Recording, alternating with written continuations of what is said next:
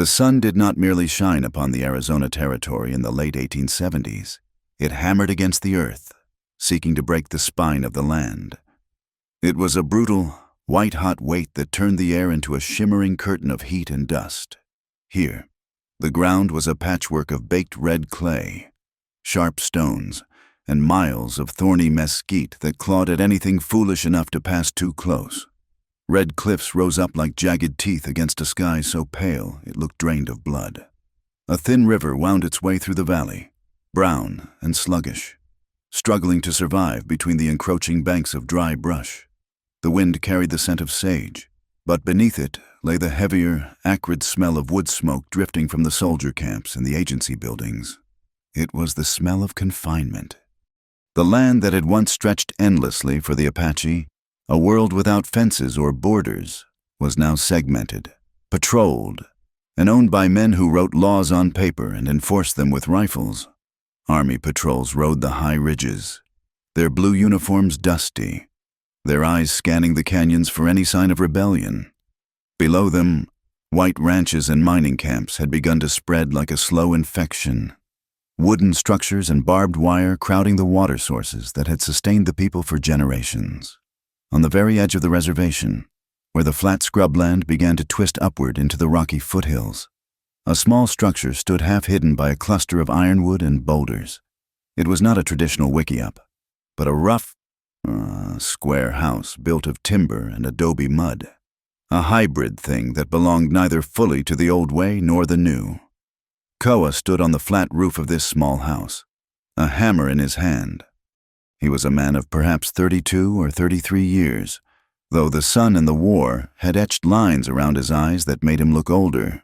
He moved with a precise, economic grace, the kind of movement belonging to a creature that expects a predator to lunge from the shadows at any second.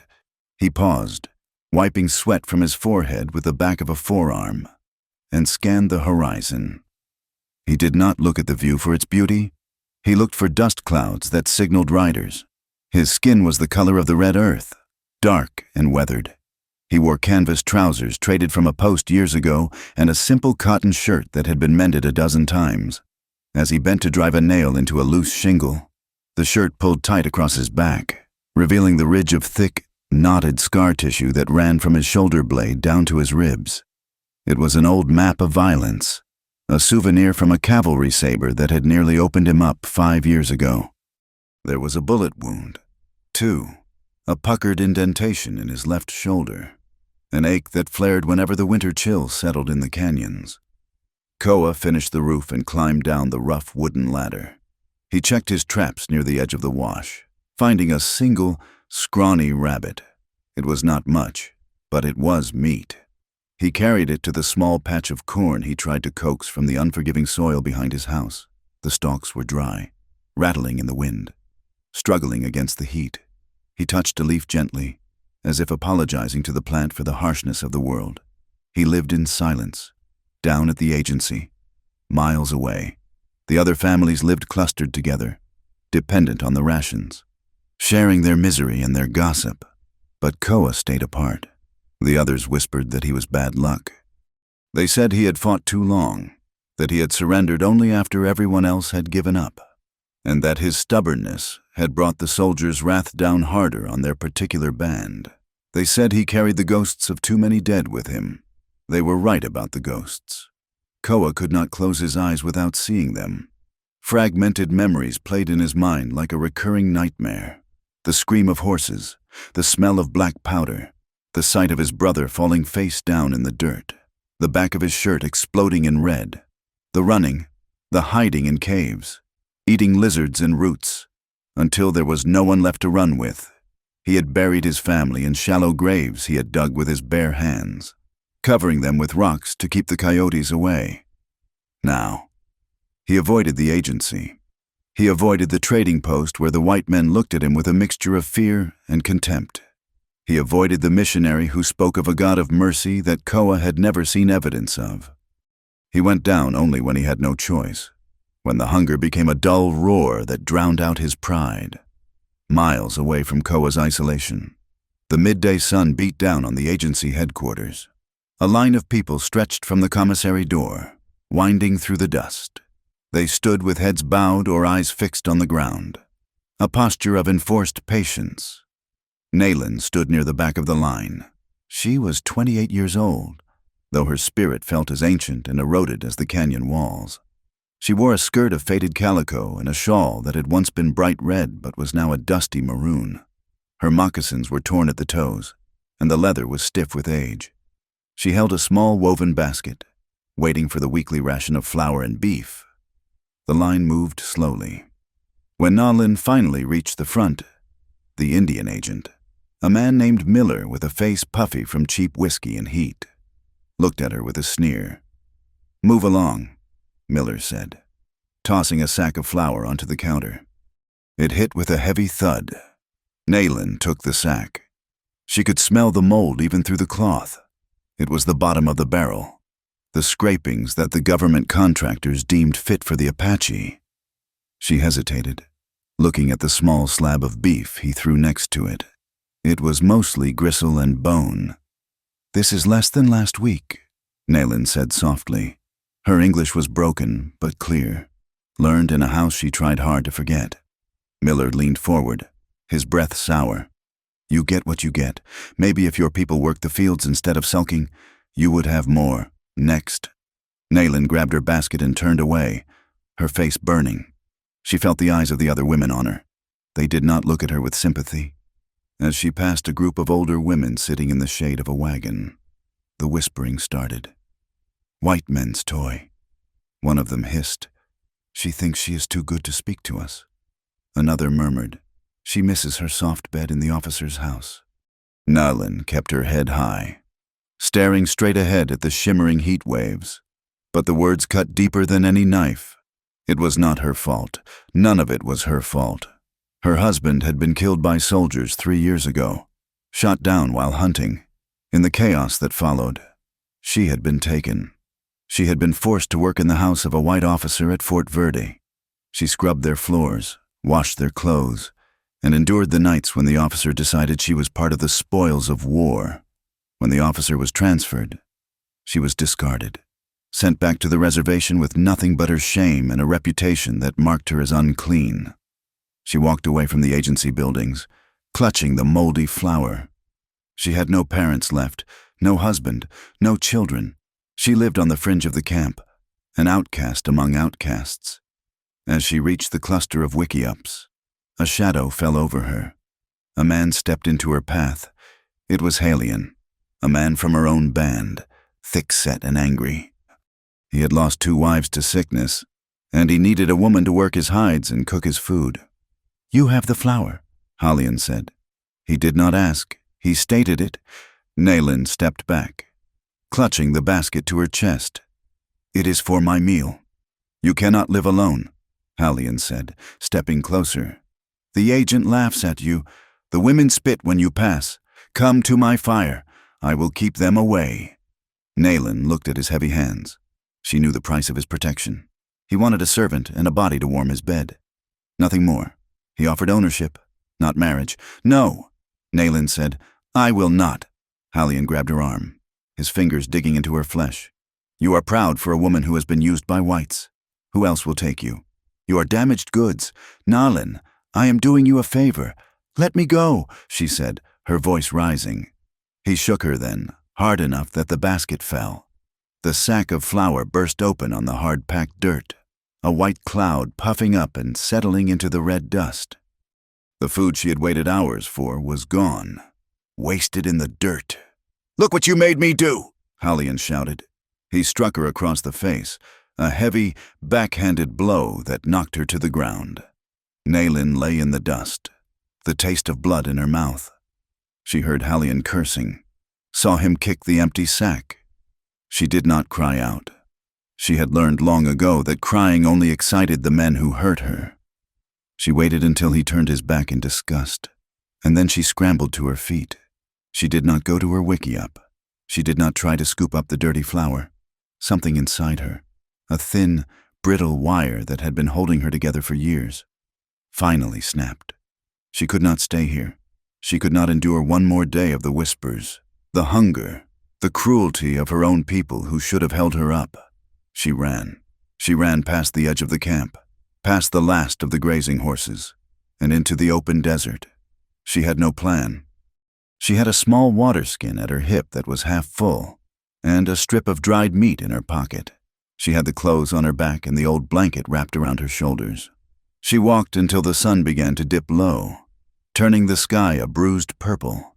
She walked over sharp rocks that sliced through the worn leather of her moccasins. She walked through stands of cholla cactus that seemed to jump at her, their needles piercing her skirt. By the time the moon rose, she was miles away. Deep in the foothills, the night air grew cold, a sudden, biting chill that seeped into her bones. She found a hollow beneath a mesquite bush and curled up, shivering under the thin blanket. She thought about dying. It would be easy. She could just stay here. She could close her eyes and let the thirst or the cold or the mountain lion take her. It would be a relief to stop fighting. But as the sun rose the next morning, painting the cliffs in gold and orange, Naylin stood up. Her legs trembled, and her lips were cracked and dry. But she stood. There was a fire in her belly that was not hunger. It was anger.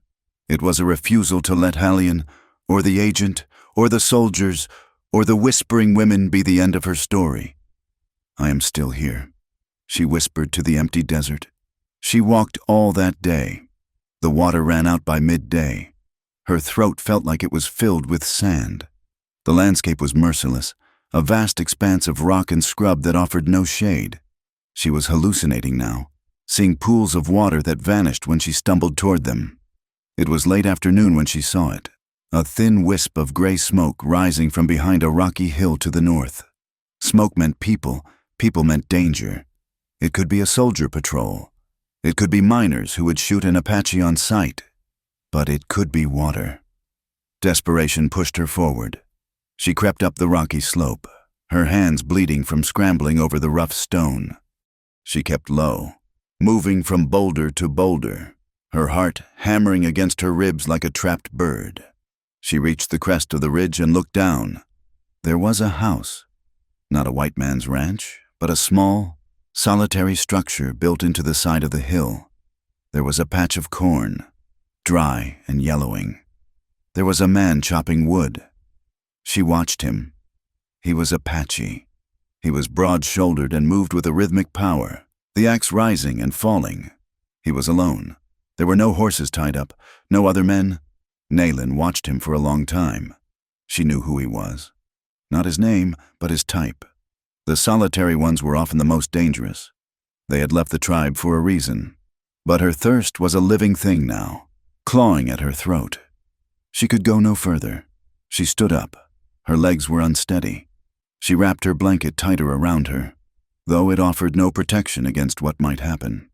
She stepped out from behind the rocks. The man stopped chopping before she even made a sound. He did not jump. He simply froze, the axe head resting on the log, and turned his head slowly. His eyes were dark, intelligent, and instantly wary. He looked at her not with welcome, but with the cold assessment of a warrior spotting a potential threat. Naylin raised her empty hands. Her palms were scraped and dirty. "I have no weapon," she rasped. Her voice was a wreck, dry and breaking. The man turned fully toward her. He did not lower the axe. He looked at her torn moccasins, her matted hair, the dust that coated her skin like a second layer of clothing. He looked at the hollows of her cheeks. "You are far from the agency," he said. His voice was deep, rough, like two stones grinding together. It sounded like a voice that had not spoken in days. "I am lost." Naylin lied. It was a weak lie. No Apache got lost in their own land. "Go back," the man said. "There is nothing for you here." "I cannot go back," she said. She took a stumbling step forward. "Please, I need water." The man looked at the water skin hanging limp at her waist. He hesitated. For a moment, she saw a flicker of something in his eyes, not pity, but recognition. He knew what it looked like to be hunted. "There is a creek a mile east," he said. "Drink there, then go." Naylin's knees buckled. She sank down onto the hard ground, the strength finally leaving her legs. She could not walk a mile. She could not walk 10 feet. The sun was setting, casting long, twisted shadows across the yard. If he turned her away, she would die here on his doorstep. She looked up at him. He was standing over her now, the axe hanging by his side. He looked big, formidable, and closed off like a fortress. She thought of Hallion. She thought of the officer. She thought of the way men looked at her, the way they measured her worth only by what she could provide them in the dark. She had nothing left to trade. She had no horses, no jewelry, no food. She had only the shame that she carried, and the body that had been the source of that shame. "I have nowhere to go," she whispered. He did not move. He just stared at her, his face a mask of stone. Panic rose in her chest, cold and sharp. She could not die, not yet. She looked at his hands, strong and scarred. She looked at the house, a place of shelter. "Please," she said, her voice shaking uncontrollably. "Let me sleep here, just for tonight. I will leave at dawn. I will not trouble you." He made a motion with his head, a gesture of refusal. "You cannot stay. I live alone. It is not right." Nayland's desperation crested. She saw the refusal hardening in his face. She felt the ancient, terrible logic of her life taking over. If she wanted to survive, she had to pay. "I will give you what you want," she whispered. The man frowned, tilting his head slightly. "What?" Nayland lowered her eyes to the dirt. Her hands clutched the blanket tight, her knuckles white. I will lie with you. If you let me stay, I will do it. I have been with men before. I know what to do." Silence. The silence stretched out, heavy and suffocating. Nayland waited for the nod, for the rough hand to grab her arm, for the familiar look of hungry agreement.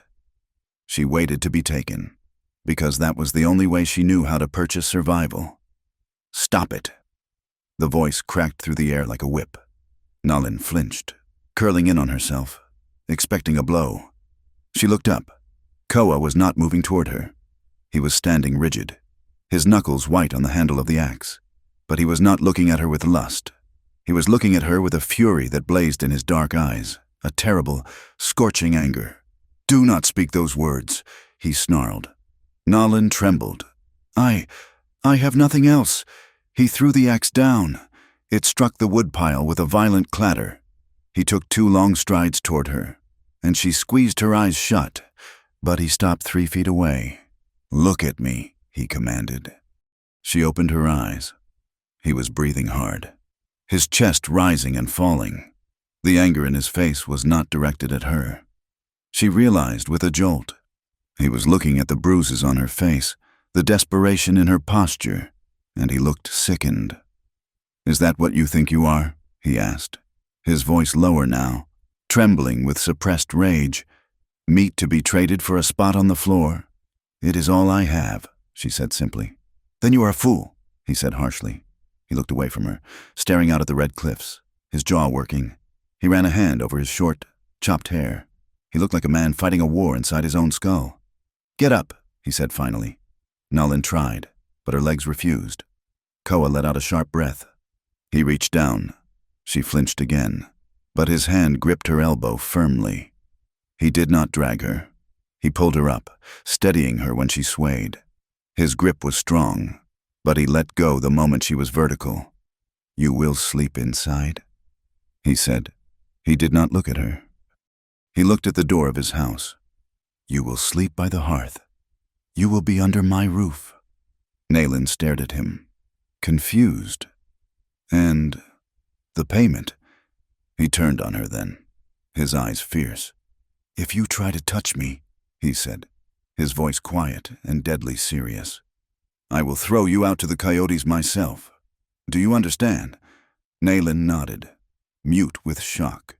"Come," he said. He turned and walked into the house. Nayland followed, her legs feeling like lead. The inside of the house was cool and smelled of dry earth and sage. It was simple. A rough bed frame in one corner with a buffalo robe, a small stone hearth where a fire had burned down to embers, a few shelves holding tin cups and a sack of beans. It was clean, orderly, and stark. "Sit," Koa said, pointing to a woven mat near the fire. Naylin sat. She pulled her legs under her, making herself small. Koa moved to the shelves. He took down a tin plate. He scooped a ladle of cold beans and corn from a pot and tore off a piece of hardtack bread. He placed the plate on the floor in front of her. "Eat," he said.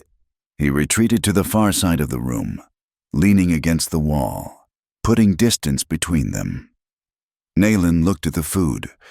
Her stomach cramped violently at the smell. She reached out with trembling fingers. She wanted to shove the food into her mouth, to gorge herself, but shame held her back. She forced herself to eat slowly. She took a single bean, then a small piece of bread. She chewed carefully. Tears pricked her eyes. They spilled over, hot and stinging, tracking through the dust on her cheeks. She did not sob. She just ate and cried silently. Koa watched her from the shadows. He did not speak. He did not offer comfort. He simply stood witness. When she was finished, she pushed the plate away. "Thank you," she whispered. Koa nodded once. "There are blankets in the corner. Take one." Naylin found a scratchy wool blanket and wrapped it around herself. She lay down on the mat near the hearth. The floor was hard-packed earth, but it was dry, and it was safe. There was a roof between her and the vast, empty sky. Koa moved to the door.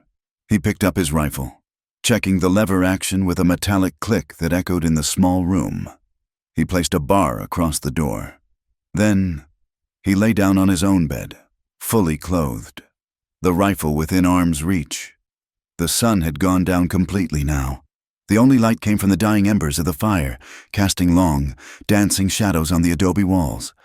Naylin lay awake, listening to the wind howling outside. It scratched at the door, demanding entry. But the door held. She listened to the breathing of the man across the room. It was slow and steady. She touched her own arm, feeling the solid reality of her skin. She had offered herself, and he had refused. He had given her food and shelter and asked for nothing. It terrified her. Brutality she understood. Transaction she understood. This silence, this absence of demand, was a foreign country. Koa lay with his eyes open, staring at the ceiling beams. He could hear the woman shifting on the mat. He could smell the dust on her clothes and the faint, underlying scent of fear. His hand rested on the cool wood of his rifle stock. He felt a heavy weight in his chest, a mix of old anger and a new, unsettling responsibility. He had let a stranger in. He, who wanted nothing from the world but to be left alone, had opened his door. The silence in the room was heavy, filled with things unsaid. It was a silence made of fear, relief, and the first faint stirring of something that had no name yet. "Go to sleep," Koa said into the darkness. His voice was gruff, but it lacked the bite it had earlier. "I will," Naylin whispered back. Outside, a coyote yipped at the rising moon. Inside, the two outcasts closed their eyes, alone together in the dark. The light that woke Naylin was not the harsh glare of the open desert, but a soft, dusty gray filtering through the cracks in the wooden door. She lay still, her breath held tight in her chest, waiting for the familiar ache of a body that had been used. She waited for the soreness, the bruises, the feeling of being hollowed out, but there was nothing. Her back was stiff from the hard earth floor, and her feet throbbed from the miles she had walked yesterday. But she was untouched. Her clothes were still wrapped around her. The blanket was tucked securely under her chin. She sat up slowly, the dry corn husks in the mattress rustling. The house was filled with the smell of wood smoke and something bitter and dark, coffee. Koa was already awake. He stood by the hearth, his back to her, watching a battered tin pot set over the low flames. He moved with a silence that was unsettling, like a mountain lion stalking through brush. Naylin watched him, her heart beating a nervous rhythm against her ribs. She pulled the blanket tighter, hiding her throat, hiding her shape. He turned, and she flinched. Koa stopped. He held a tin cup in his hand, the steam rising around his face. He saw the flinch, saw the way her eyes darted to the door as if gauging the distance to escape. His jaw tightened, a muscle jumping in his cheek. But he did not advance. "There is coffee," he said flatly. "It is hot." He set the cup down on the small wooden table in the center of the room, then stepped back, retreating to his corner where his rifle leaned against the wall. He picked up a rag and began to wipe down the barrel, his eyes fixed on the metal, refusing to look at her. Naylin crawled out from the blankets. She stood up, her legs wobbly. She moved to the table and took the cup. The heat of it seeped into her cold fingers. She took a sip. It was strong, black, and scalded her tongue, but it tasted like life.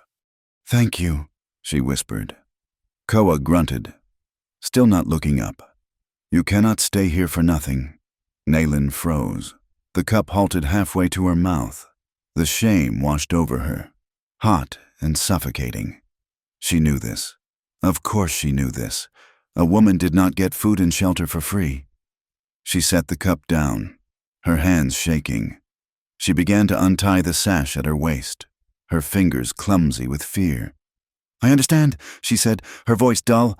"I am ready." Koa's head snapped up. The rag dropped from his hand. He looked at her hands fumbling with her sash, and the fury returned to his eyes, sharp and sudden. "Stop!" he barked. Naylin recoiled, her hands flying up to protect her face. You said I could not stay for nothing." "Work!" Koa shouted, the word exploding out of him. "Work, woman!" "Not that, never that."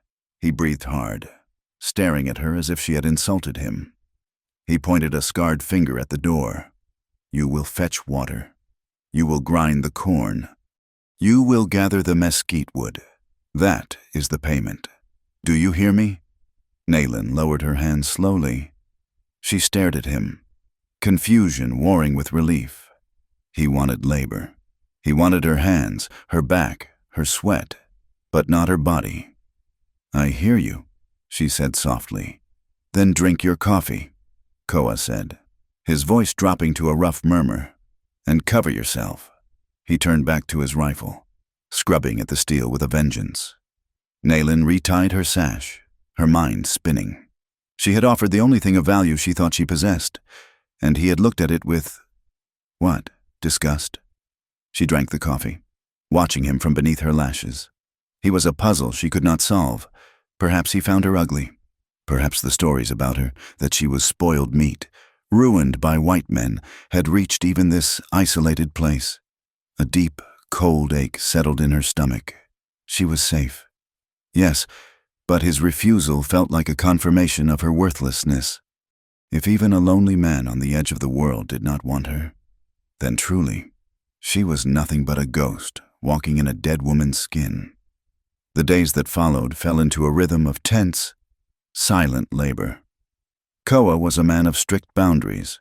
He spoke only when necessary, his commands brief and practical. He slept near the door, his back to her. When they were in the small room together, he moved around the edges, keeping a wide circle between them as if she carried a sickness he might catch. Naylin misread his distance. She thought he was repulsed. She saw him look away whenever she moved near him, saw his eyes slide past her face to stare at the wall. She thought he saw her shame written on her skin like a brand. She tried to make herself invisible. She worked until her muscles burned, trying to prove she earned the space she took up. She scrubbed the floor. She beat the dust from the blankets. She ground the corn until the meal was fine as sand. But Koa did not see a ruined woman. He saw a creature so wounded that a sudden movement made her tremble. He avoided looking at her because when he did, he felt a dangerous softening in his chest. He saw the curve of her neck when she bent over the fire, the strength in her small hands, the quiet dignity she tried to wrap around herself like her tattered shawl. He looked away because he was afraid that if he looked too long, she would see the hunger in his eyes, not just for a woman, but for connection, and she would think he was just another wolf waiting to bite. On the fourth morning, the water barrel was empty. "We go to the creek," Koa announced. He handed her 2 empty gourds. He took 2 heavy wooden buckets and his rifle. He did not wait for her, stepping out into the blinding morning sun. Naylin followed, hurrying to keep up with his long strides. The land was an enemy that never slept. The path to the creek was a deer trail that wound through a landscape of thorns and rock. The sun was a hammer, beating down on the back of Nolan's neck. The air was so dry it seemed to suck the moisture from her eyes. Koa walked ahead, his eyes scanning the ridges for soldiers or riders. But he did not leave her behind. Every time the path grew steep or loose, he paused, waiting until she caught up. "Watch the loose shale there," he said, pointing with his chin. Naylin nodded, concentrating on her feet. Her moccasins were thin, and the sharp stones bruised her soles. She stepped carefully, but the earth was treacherous. A patch of gravel gave way under her left foot. She gasped as her legs slid out. She dropped the gourds, her arms flailing as she pitched forward toward a cluster of prickly pear cactus. A hand shot out. Hard fingers clamped around her upper arm, stopping her fall with a sudden, jarring halt. Koa had moved faster than she thought possible. He hauled her back onto the solid path, his grip iron tight. For a second, they were close, too close. Her chest bumped against his arm. She could smell the dust on his shirt, the scent of pine resin and man. He looked down at her, his dark eyes wide, startled by the contact. Naylin felt a shock go through her, sharper than the fear of falling. It was heat, radiating from his hand into her skin. She looked up at him, her breath caught in her throat. For a heartbeat, neither of them moved.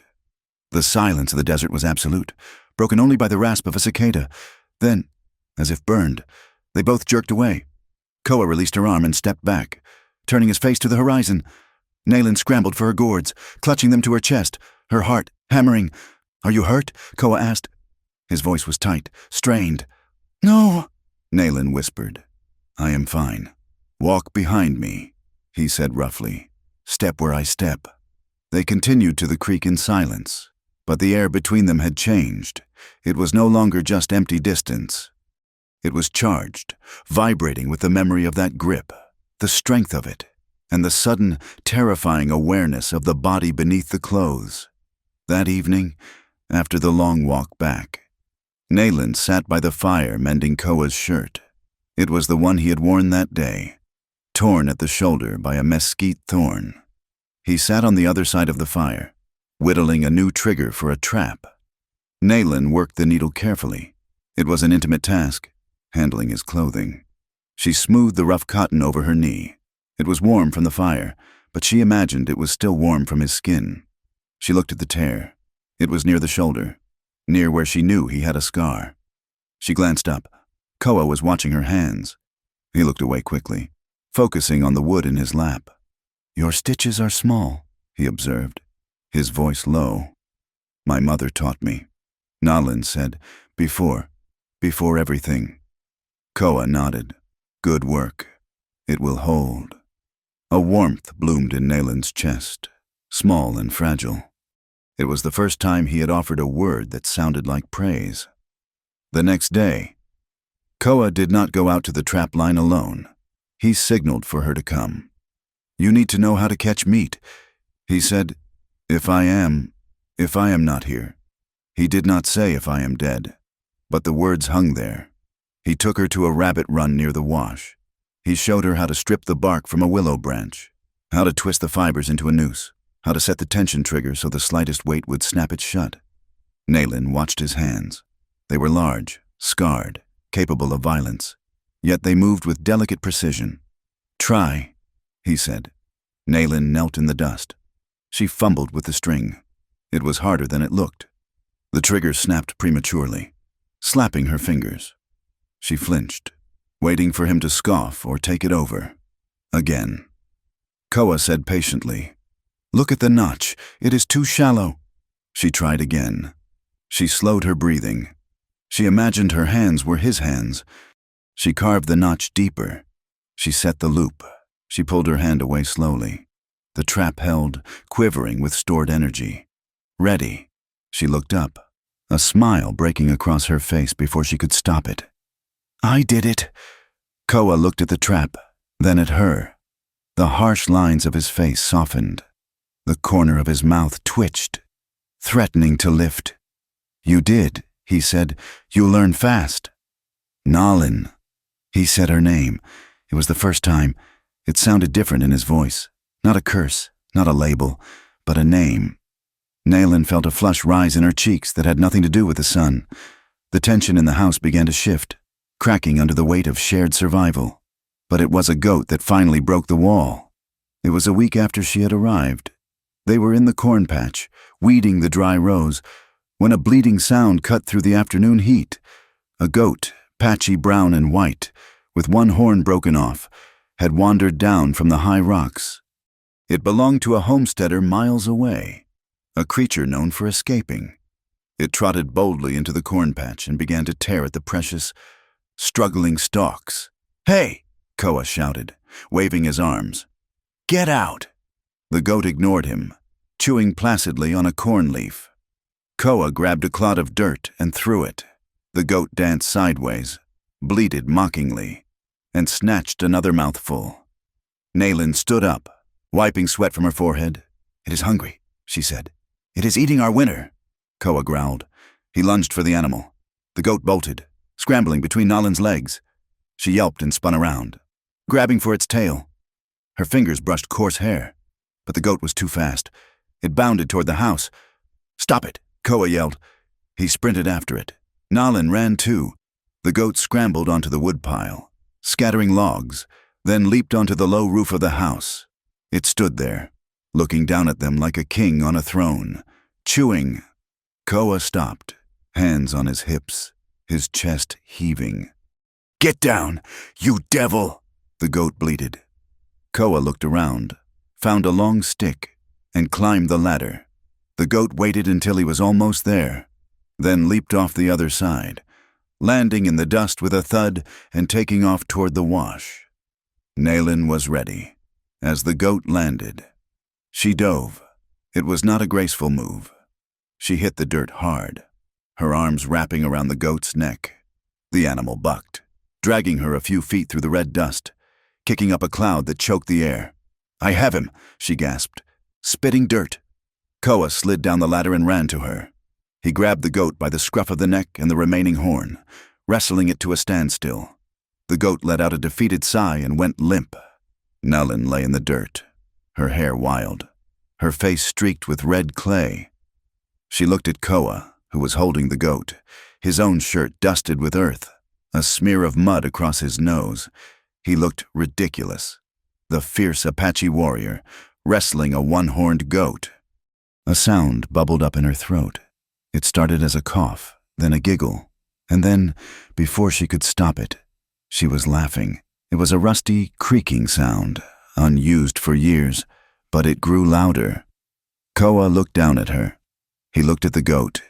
He looked at the absurdity of it all. And then, his shoulders began to shake. A deep, rumbling sound came from his chest. He threw his head back and laughed, a loud, free sound that echoed off the rocks. They laughed until they were breathless. They laughed until the fear and the hunger and the soldiers and the shame seemed, for just a moment, to be small things. Koa released the goat, giving it a slap on the rump. "Go," he said, wiping his eyes. "Before I put you in the pot." The goat scampered away. Koa reached a hand down to Nalin. She took it without thinking. He pulled her up, and for a second, he didn't let go. He looked at her face, streaked with dirt and lit by amusement, and the laughter died in his throat, replaced by something intense and quiet. "You have dirt on your nose," he said softly. Nalin reached up to wipe it, her heart thumping. "You too, Koa." He let her hand go, but the air around them felt thinner, easier to breathe. But the desert was a land of extremes, and peace was never held for long. 2 nights later, the weather turned. The heat that had built up for weeks broke in a violent fury. The storm rolled over the mountains after dark, black clouds swallowing the stars. Lightning split the sky in the jagged forks of white fire, illuminating the valley in blinding flashes. Thunder followed instantly, a crack that shook the very foundation of the adobe house. Inside, the fire hissed as rain spat down the chimney. At the first crack of thunder, Nalin was back in the canyon. She was back in the moment the soldiers had opened fire on her family's camp. The sound was the same. The deafening boom, the shaking earth. She sat on her mat, her knees pulled to her chest, her hands pressed over her ears. Every flash of lightning was a muzzle flash. Every roll of thunder was the roar of a cannon. She rocked back and forth, a low keen escaping her throat. She was not in the house. She was hiding under a wagon, smelling blood. Koa was checking the leaks in the roof when he saw her. He saw the terror that turned her eyes glassy and unseeing. He knew that look. He had seen it in the faces of men who had been under fire too long. He abandoned the leak. He moved to the fire, adding a log to build up the light. He did not touch her. He knew better than to startle a trapped animal.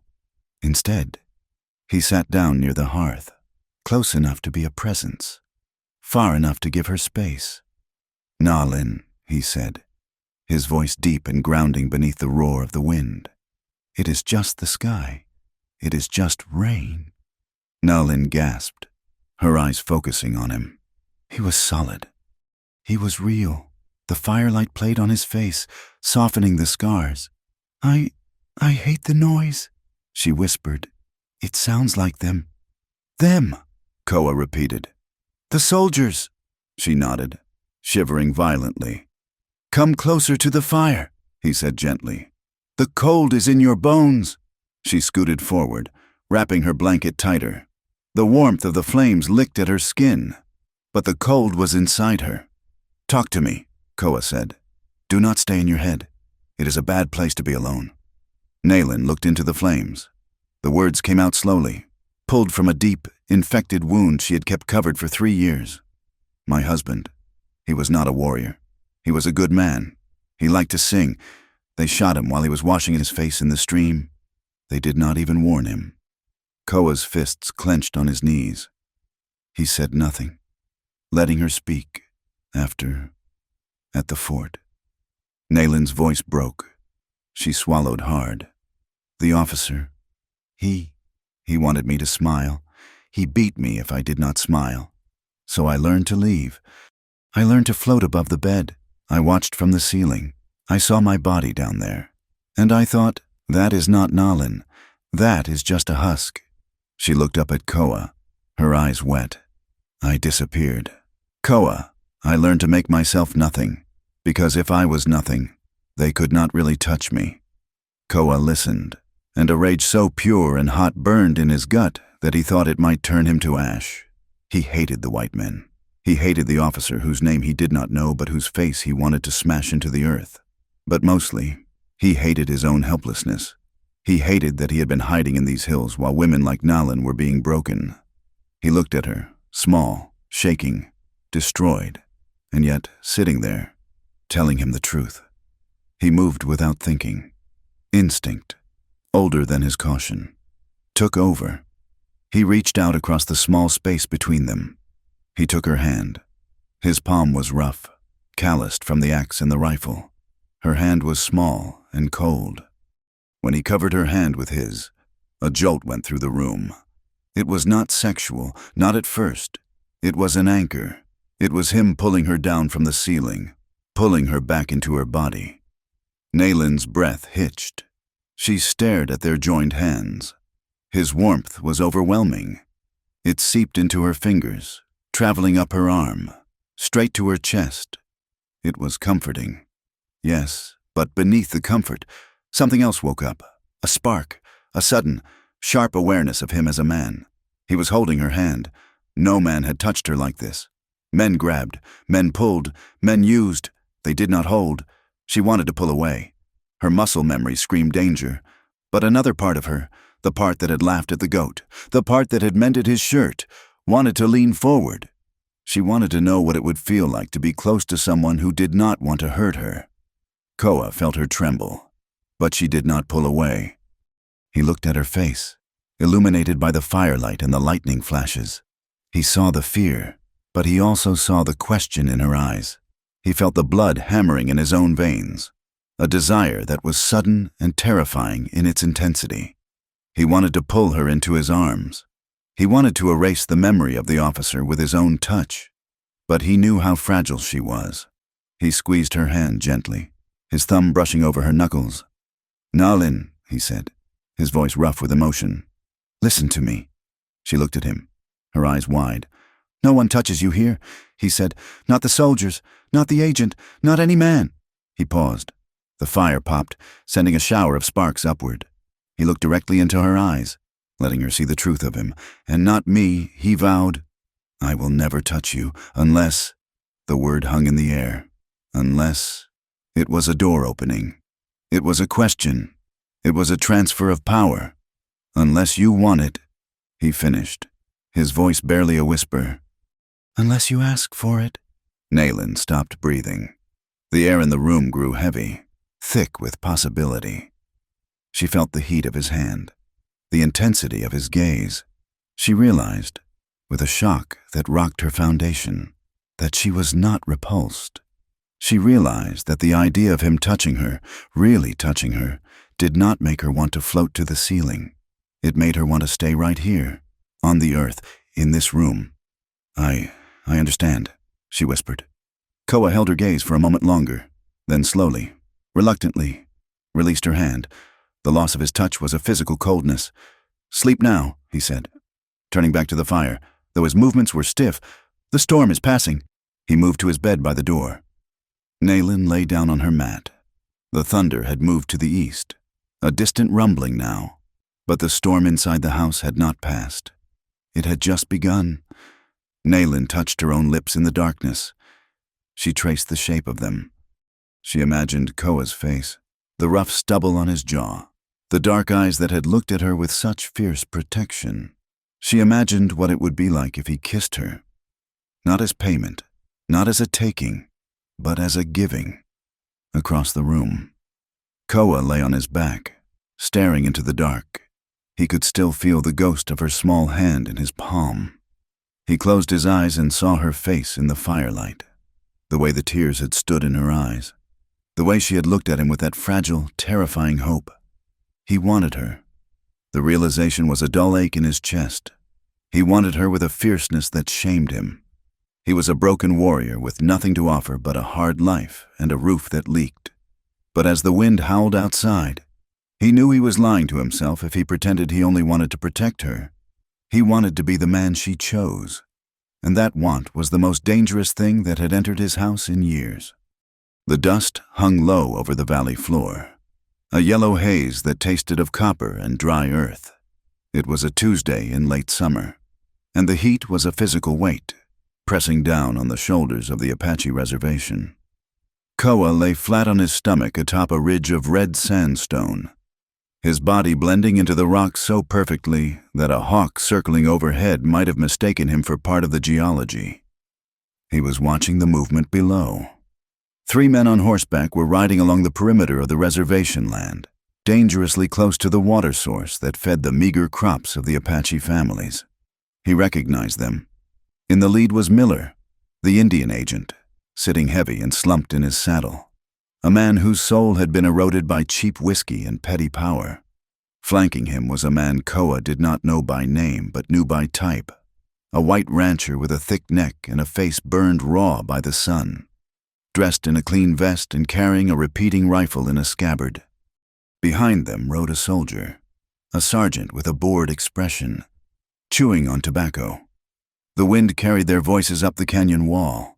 The air was thin and still, amplifying the sound. "This section here," the rancher said, pointing a gloved hand toward the creek that wound through the mesquite. "My cattle need access to the water. If we push the fence line south by 2 miles, I can double the herd next spring." Miller took a pull from a flask and wiped his mouth with his sleeve. "That is reservation land. Barrett, the treaty maps are specific. Treaties are paper." Barrett scoffed. "Look at this scrub. They are not using it. A few patches of corn. It is a waste. You move the markers. Miller, and I will make sure the surplus beef contract goes your way come winter." Miller hesitated, looking at the thin ribbon of green that marked the creek. "It will cause trouble. The bucks are restless as it is."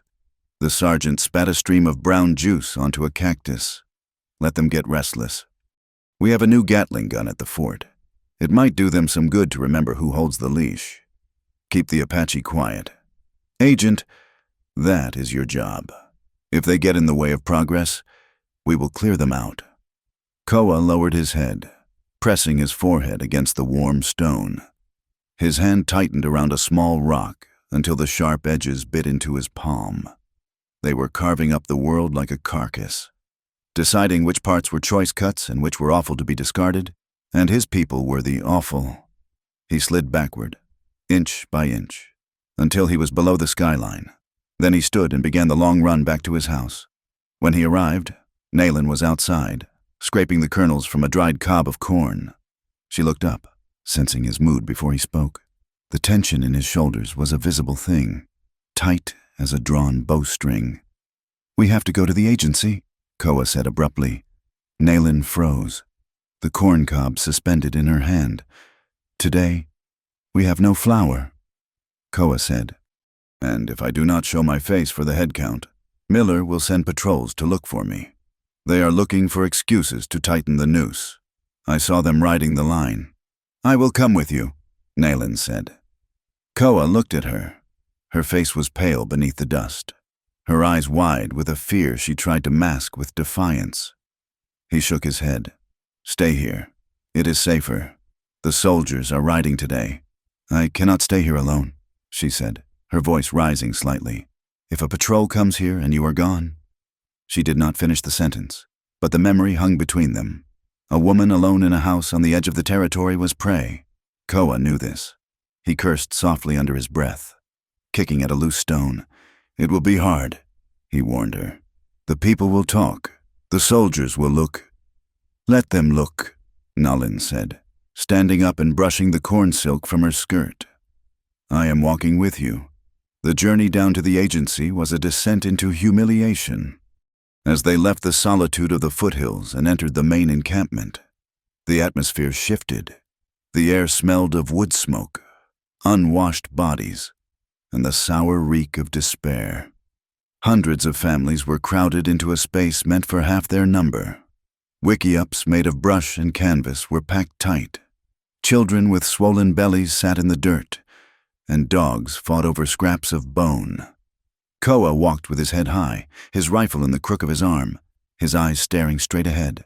Nayland walked 2 paces behind him, her shawl pulled forward to shadow her face, but she could not hide who she was. As they passed a group of women washing clothes in a muddy trough, the talking stopped, heads turned, eyes narrowed.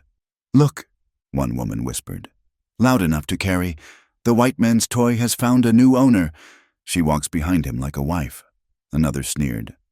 "Does Koa not know where she has been?" "He knows," a third voice said, dripping with venom. "Perhaps he likes what the soldiers left behind." Nayland kept her eyes on the ground, watching Koa's heels kick up small puffs of red dust. Her face burned. The shame was a physical heat, radiating from her chest. She wanted to turn and run back to the silence of the hills, but she forced her feet to keep moving. She would not let them see her break. A man stepped into their path near the commissary building. It was Chayton, a warrior who had once ridden with Koa's brother. He was lean and bitter, his face scarred by smallpox. He looked at Koa, then looked back at Nayland with a curled lip. "So," Chayton said, blocking the way, "the solitary wolf has come down from his den, and he has brought his pet. Step aside." "Chayton," Koa said, his voice low and dangerous. "I heard you were living alone," Chayton said, smiling without humor. "I thought you were too proud to mix with us, but I see you are not too proud to take a spoiled woman. Tell me, Koa, does she speak Apache anymore, or does she only answer to soldier commands?" The insult struck like a whip. Nayland flinched, shrinking into her shawl. Koa stopped. He handed his rifle to Nayland without looking at her. He stepped forward until he was chest to chest with Chayton. The violence in Koa was not hot. It was cold, a freezing calm that was far more terrifying. "Speak of her again," Koa said softly, "and I will cut your tongue out and feed it to the dogs." Chayton's hand dropped to the knife at his belt. The men around them went silent, sensing blood. Koa did not blink. His eyes bored into Chayton's, promising a death that would be neither quick nor clean. For a long moment, the 2 men stood locked in a silent battle of wills. Then Chayton scoffed, spitting on the ground near Koa's moccasin. "She is not worth the steel," Chayton muttered. He stepped aside, but his eyes followed them with hatred. Koa took his rifle back from Nalin. He did not touch her hand. He did not ask if she was all right. He simply turned and walked toward the agency porch, his back rigid. Nalin followed, her heart hammering against her ribs, feeling the weight of her own people's rejection crushing her. The line for rations was long. When they finally reached the front, Agent Miller was sitting behind a wooden table on the porch, a ledger open before him. He looked worse than usual, his face flushed with heat and drink. "Name?" Miller grunted without looking up. "Koa," the warrior said. Miller ran a finger down the page. "Koa, 1 man, sack of flour, 2 pounds of beef." He signaled to his assistant to toss the goods. Then he looked up, his watery blue eyes landing on Nalin, who stood just behind Koa's shoulder. Miller paused. A slow, unpleasant smile spread across his face, revealing yellowed teeth. "Well now," Miller drawled. "Look who it is. I almost did not recognize you without the apron, girl." Nalin went still. She stared at the wood grain of the porch floor. "You cleaned up well," Miller said, leaning back in his chair. "The Major used to say you were the best house girl he ever had. Said you were obedient." Koa stepped between them, his broad shoulders blocking Miller's view of Nalin. "Give us the rations." Miller chuckled, not intimidated. He was the law here. "Do not get chesty with me. Koa, I'm just paying a compliment. It is rare to see one of your women who knows how to keep a floor clean." From the shadow of the doorway, a soldier stepped out. It was a corporal with a thick mustache and eyes that were too close together. He held a carbine loosely in his hands. He squinted at Nalin, then grinned. "I know her," the corporal said. "That is Mary." That is what the lieutenant called her. Mary. Nalin felt the blood drain from her face. The name was a ghost she thought she had exorcised. It was the name they had forced on her when they cut her hair and put her in the stiff cotton dress. "Hello, Mary," the corporal said, stepping off the porch, moving into her space. "You remember me, don't you? I used to bring wood for the Major's fire. You were always real friendly then." He reached out a hand, as if to touch a horse he was considering buying. Koa moved. It was a blur of motion. 1 second he was standing still. The next, he was between Nalin and the soldier, his body angled for a fight, his right hand hovering over the hilt of the heavy butcher knife at his belt. "Do not touch her," Koa snarled. The corporal jumped back, startled by the ferocity. His hand went to his sidearm. Behind him, 2 other soldiers on the porch raised their rifles, the metallic clatter of bolts sliding home echoing across the yard. "Stand down! Indian!" the corporal shouted, his face reddening. Koa did not stand down. He stood crouched, a coiled spring. His eyes were black holes, devoid of fear, filled only with a protective fury that bordered on madness. "Touch her," Koa repeated, his voice a low rumble, "and you die." The yard went deadly silent. The other Apache in the line backed away, terrified of the massacre that was about to start. Nalin stood behind Koa, trembling so hard her teeth chattered. She saw the soldiers' fingers tightening on the triggers. She saw Koa, 1 man against the United States Army, ready to be cut down in the dirt for her. Miller stood up, knocking his chair over. "Enough!" The agent looked at the soldiers, then at Koa. He saw the desperation in the warrior's stance. Miller was a cruel man, but he was also a bureaucrat who didn't want to write a report about a shooting on ration day. "Corporal, back off," Miller ordered. "He is just a crazy buck protecting his whore. Let them go." The corporal hesitated, his pride stinging, but he slowly lowered his hand from his gun. He spat on the ground near Koa's feet. "You are lucky. Savage," the corporal hissed. "Next time, I won't be so patient." Miller waved a hand dismissively. "Get your flour and get out of here. Koa, and do not come back until you learn your place." Koa did not move for a long count of 3. He held the corporal's gaze, marking him. Then, slowly, he straightened. He did not sheath his anger, but he swallowed it, forcing it down into the dark pit of his stomach. He grabbed the sack of flour with his left hand, his right still near his knife. He turned to Nalin. His face was a mask of strain. "Walk," he commanded. He grabbed her arm, not gently, but with a desperate urgency, and pulled her away. They walked through the staring crowd, past the sneering face of Chaitin, past the whispering women, past the soldiers who watched them down the sights of their rifles. They walked until the agency buildings were small specks in the distance. They walked until the sounds of the camp faded. They walked in a silence that was heavier than the sack of flour on Koa's shoulder. When they finally reached the safety of the adobe house, the sun was dipping low, painting the sky in bruises of purple and red. Koa dropped the flour on the table and turned away, pacing the small room like a caged animal. He ran his hands through his hair, his breathing jagged. Nalin stood by the door, clutching her shawl. The shame was a toxic oil in her veins. She had seen the way Chaitin looked at Koa. She had seen the soldiers laugh. She had made him weak. She had made him a target. She moved to the corner where her small bundle of belongings lay. She began to gather her few things: a spare comb, the blanket, the sewing kit. "What are you doing?" Koa asked. He stopped pacing, his back to her. "I am leaving," Nalin said.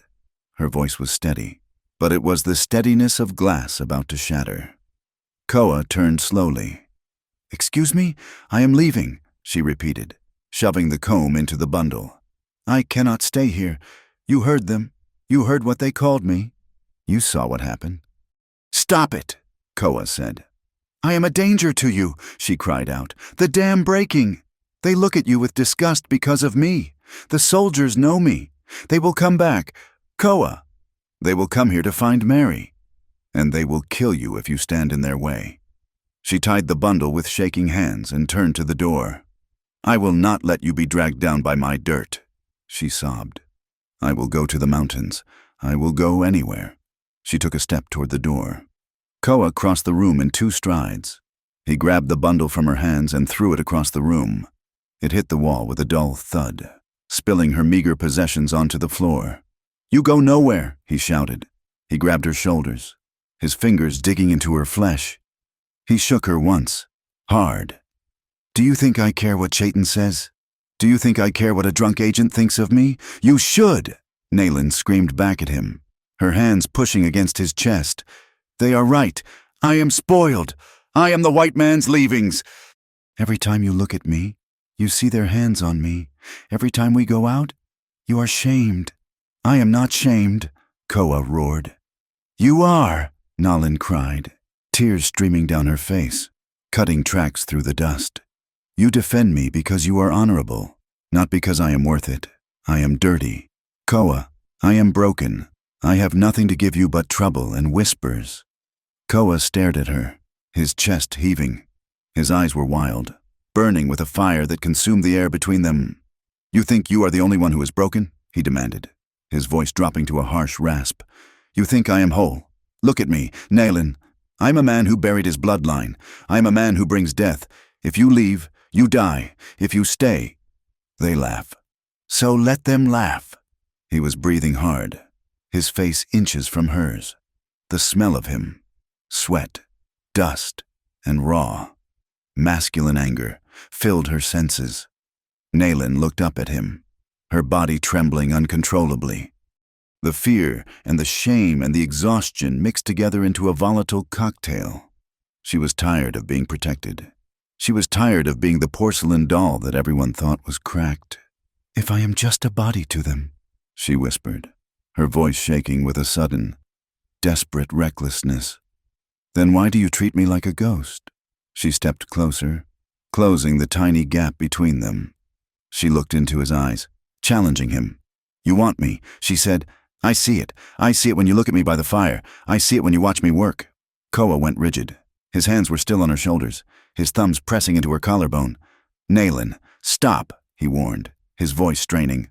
"No," she said. "If I am so dirty, then use me. If I am just Mary to the world, then be like them. Take what you want and be done with it. Stop pretending I am something precious. Just take it." The words hung in the air. terrible and provocative. Koa's hands tightened. He looked at her mouth, then at her eyes. The anger in him twisted, morphed, and ignited into something else. It was desire, sudden and overwhelming. It was the hunger of a man who had been starving for years, offered a feast. He felt the heat of her skin through her thin cotton shirt. He saw the pulse beating frantically in her throat. For a moment, the world narrowed down to just the two of them. The soldiers were gone. The agency was gone. There was only the man and the woman and the electricity arching between them. Koa made a sound deep in his throat, a growl of surrender and need. He leaned in. Naylin's breath hitched. She tilted her head back, her eyes fluttering shut. She waited for the roughness. She waited to be taken. She wanted him to bridge the gap, even if it was in anger, just to feel something other than the void. Their lips were inches apart. They breathed each other's air. The heat radiating from Koa was like a furnace door opening. Then, Koa froze. He heard her intake of breath, sharp, fearful, expectant. He felt the tension in her small frame. And he realized what he was doing. He was about to prove her right.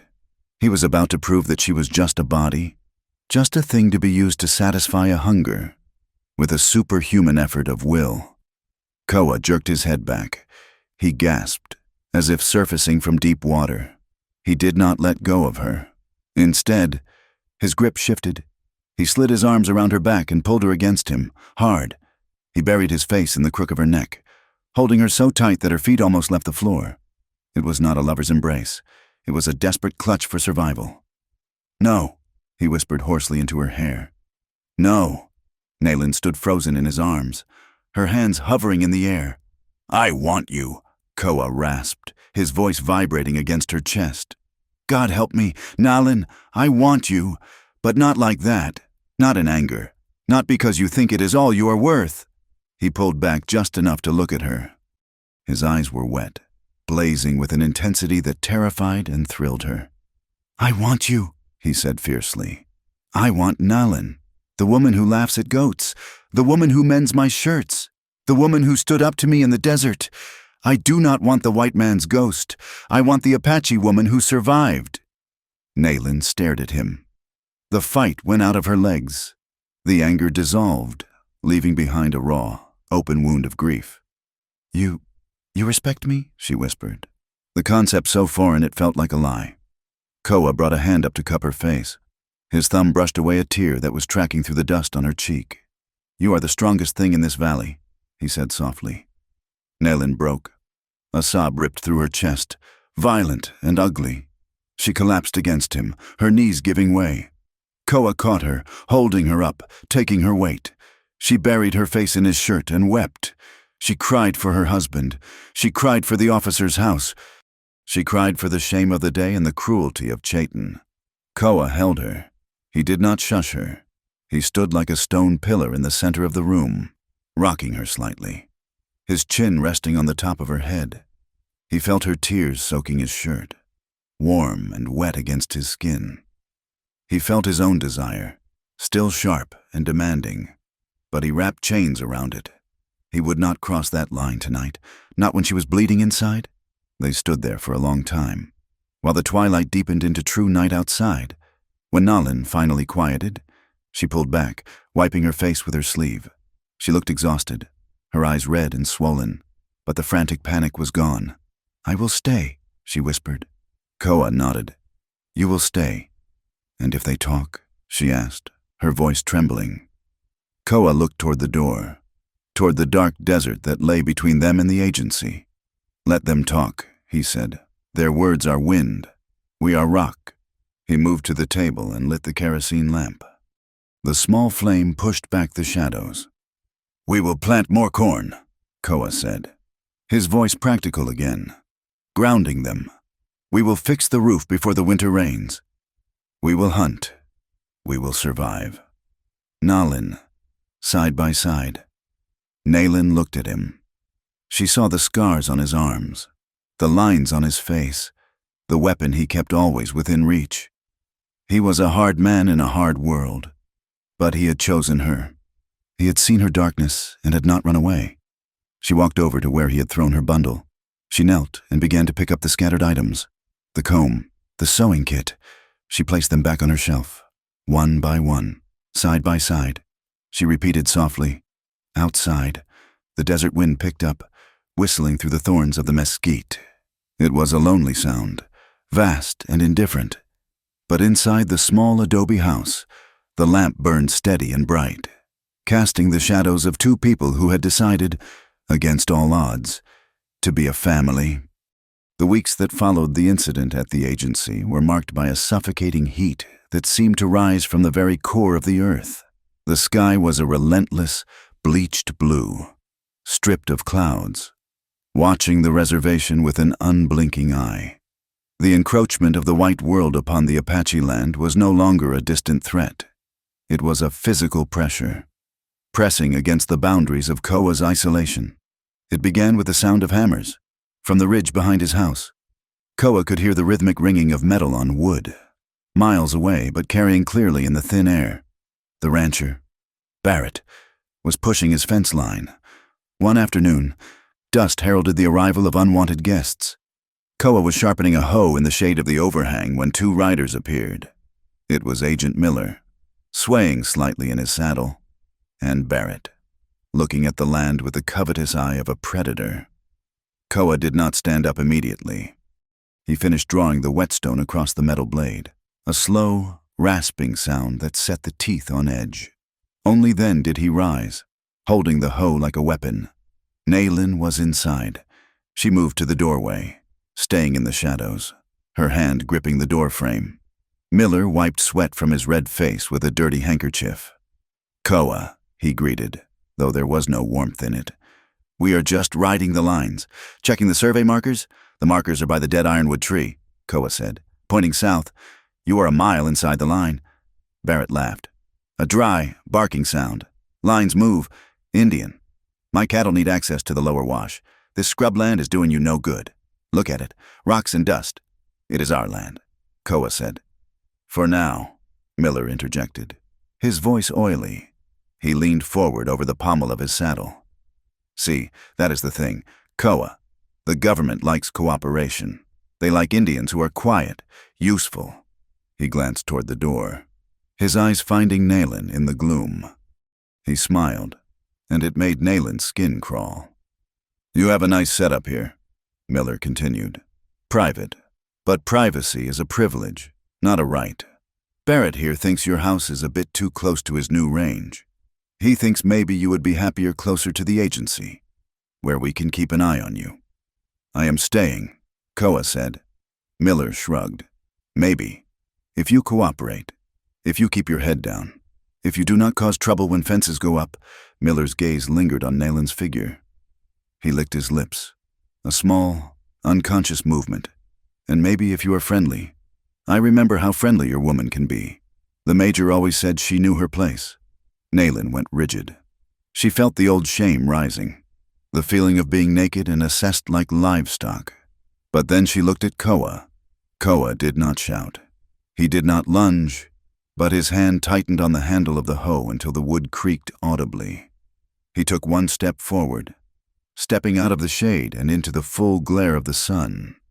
His eyes were black flint. "Ride on, Agent," Koa said softly. "The sun is hot. It makes men say foolish things they might regret when the sun goes down." Barrett bristled, his hand drifting toward the rifle scabbard on his horse. "Are you threatening a federal agent, boy?" "I am worrying about his health," Koa said, never taking his eyes off Miller.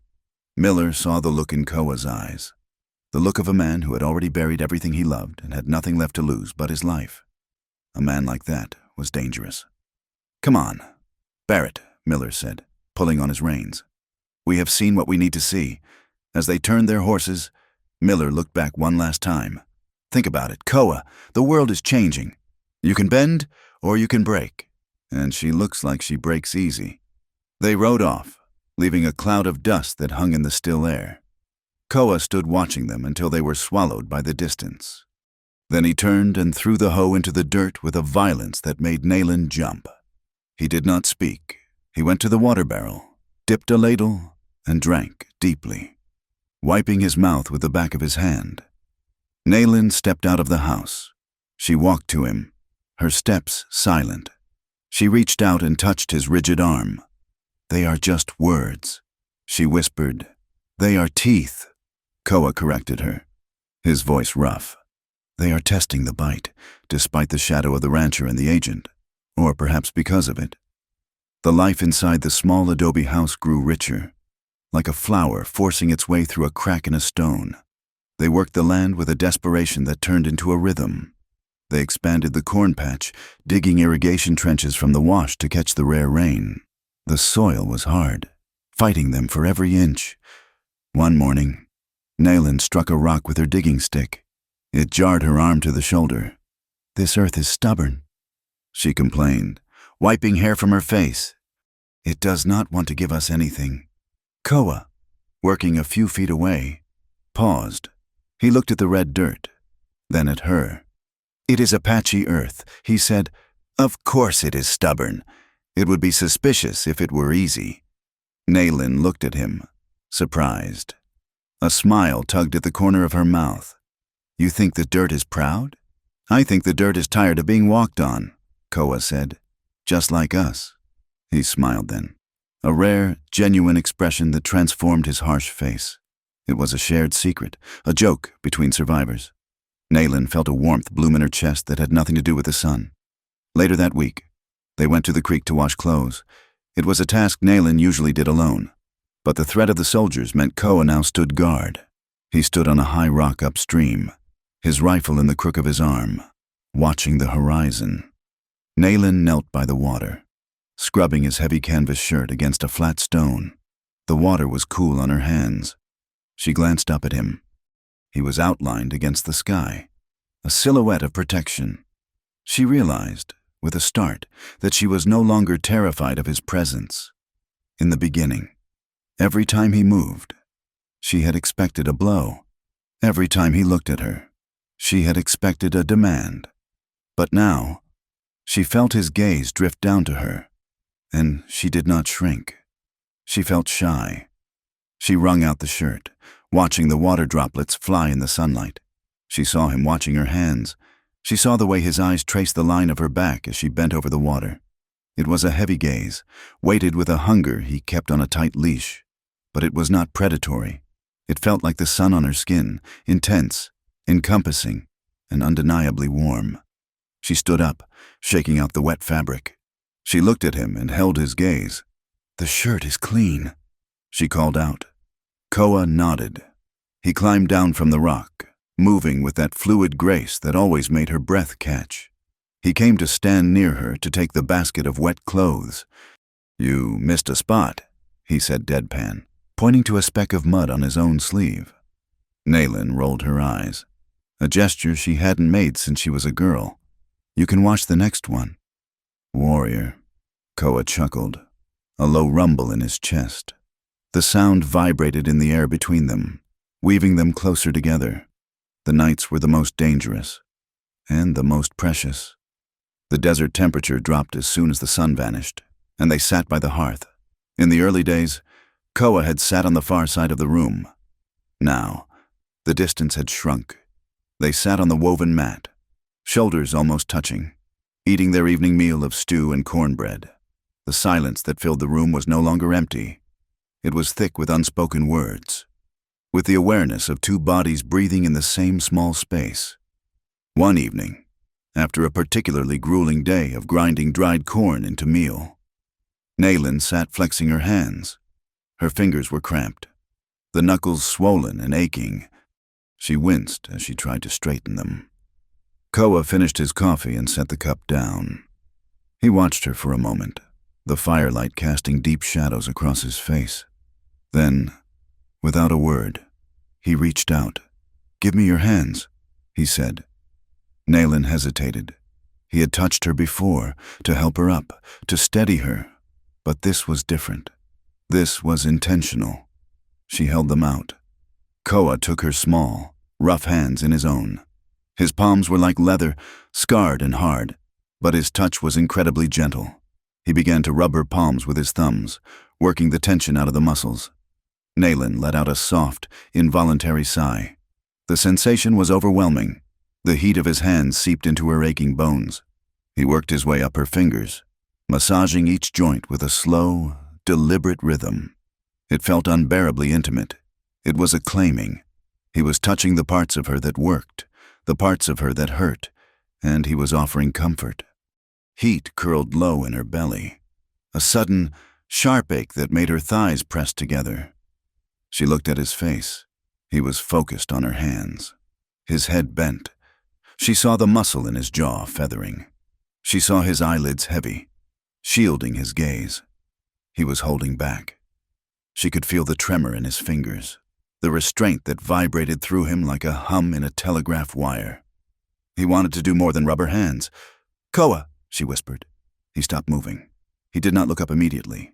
He held her hands still in his lap. Then, slowly, he raised his eyes. They were dark, dilated, burning with a naked desire that stole the breath from her lungs. "Your hands work too hard," he said, his voice a rough rasp. Nayland could not look away. The air in the room seemed to vanish. The fire popped, a loud crack, but neither of them flinched. "Nalin," he said, "a warning and a plea." She leaned forward. It was a terrifying movement, crossing the invisible line he had drawn for her safety. "Koa," she said again, her voice shaking. Something in him broke. The leash snapped. He leaned in. He gave her a moment, a single heartbeat, to pull away, to run, to say no. She did not move. His lips brushed hers. It was tentative at first, a question asked in the dark. His lips were dry and warm. He tasted of coffee and smoke. Nayland froze. Her old instincts screaming freeze, survive, disappear. But he did not grab. He did not push. He waited, his mouth resting against hers, pressing gently. Nayland closed her eyes. She focused on the warmth. She focused on the lack of force. And then, she pushed back. She pressed her lips against his. The kiss deepened instantly. Koa groaned, a low sound of hunger, and his mouth opened over hers. It was not the polished kiss of a romance. It was desperate. It was two people who had been starving for years finally tasting sustenance. He released her hands and his arms came around her, pulling her against his chest. Nalin gasped, her hands flying up to clutch his shirt. She felt the hard muscle beneath the fabric. She felt the pounding of his heart, a frantic rhythm that matched her own. The fear was there, a cold shadow in the back of her mind, but it was being drowned out by a powerful, overwhelming longing. She wanted this. She wanted the roughness of his stubble against her cheek. She wanted the weight of him. She wanted to be consumed, not by violence, but by this shared fire. She opened her mouth to him, and the kiss became a frantic exploration. Breath mingled. Tongues touched. It was dizzying. Koa's hand moved up her back, tangling in her hair. He pulled her closer, if that was possible. He wanted to merge with her. He wanted to erase every memory of every other man who had ever touched her. But as his hand slid down to her waist, pressing her hips against his, he felt her flinch. It was small, almost imperceptible, a reflex of her body remembering pain. Koa froze. He tore his mouth away from hers, gasping for air. He pulled his head back, resting his forehead against hers. His breathing was jagged, harsh in the quiet room. "Stop," he panted. "Stop." Nayland was trembling, her eyes wide and dazed. "Why?" Koa closed his eyes tight. "Because I want to take you to that bed," he whispered, his voice raw. "I want to strip this dress off you. I want to lie with you until the sun comes up." Nayland swallowed hard.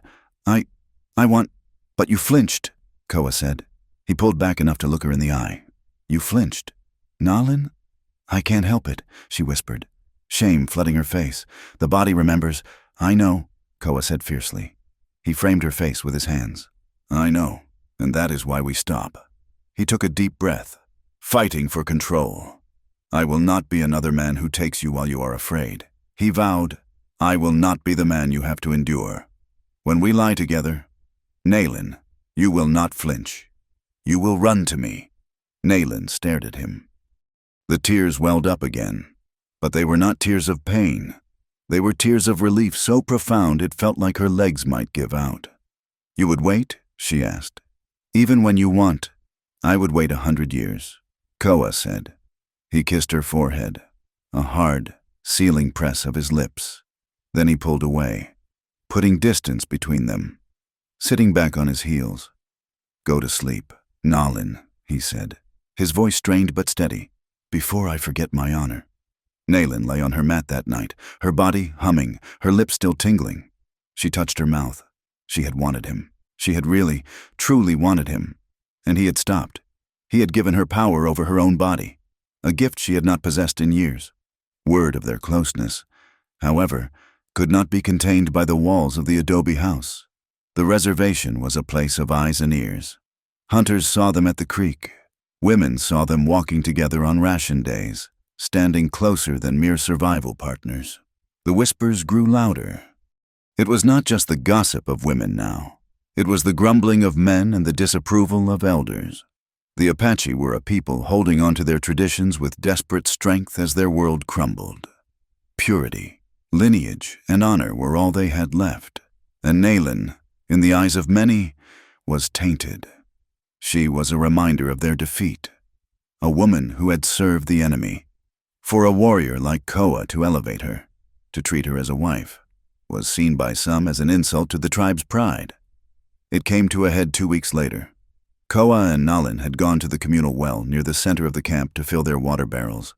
As the creek near their home had run dry in the heat, a group of men sat in the shade of a cottonwood tree, gambling with sticks. Among them was Halion, the man who had tried to force Nalin into his wickiup weeks ago. He looked up as they approached, his eyes narrowing. He stood up, brushing dirt from his leggings. He stepped into their path. "So," Halion announced loudly, drawing the attention of everyone nearby, "the scavenger returns with his prize." Koa stopped, setting down the heavy water barrels. "Walk away." "Halion," Halion sneered. He looked at Nalin, his gaze insolent and degrading. "Does she still smell like the white officer, Koa, or have you scrubbed the stench off her yet?" Nalin looked down, clutching her shawl. "She is my wife in spirit," Koa said, his voice deadly calm. "You will speak of her with respect." "Respect?" Halion laughed. "Playing to the crowd. For her, she is white men's trash. Koa, she was promised to me by her uncle before she ran off to play house with you. You are eating from a plate the dogs have already licked." The insult hung in the hot air. Koa did not speak. He moved. He launched himself at Halion. It was not a duel of weapons. It was a brawl of rage. Koa's fist connected with Halion's jaw with a sickening crack. Halion stumbled back, spitting blood, but roared and charged. They hit the dirt, a tangle of limbs and dust. They rolled over the hard-packed earth, striking with fists, knees, and elbows. Nalin screamed, backing away as the other men gathered around, shouting, not interfering. Halion was big, but Koa fought with a cold, precise fury. He took a heavy blow to the ribs that made him grunt, but he countered with a strike to the throat that left Halion gasping. Koa pinned him. He straddled Halion's chest, his knees pinning the man's arms. He raised his fist, ready to smash Halion's face into ruin. He looked down at the man who had called Nalin trash. He saw the fear in Halion's eyes. Koa froze. He was breathing hard, blood dripping from a cut above his eye. He felt the urge to kill, to wipe out the insult with blood, but he heard the silence of the crowd. He felt Nalin's eyes on him. If he killed him, he proved them right, that he was a savage, a broken warrior. Koa lowered his fist slowly. "She is worth 10 of you," Koa growled, loud enough for everyone to hear. He stood up, wiping blood from his mouth.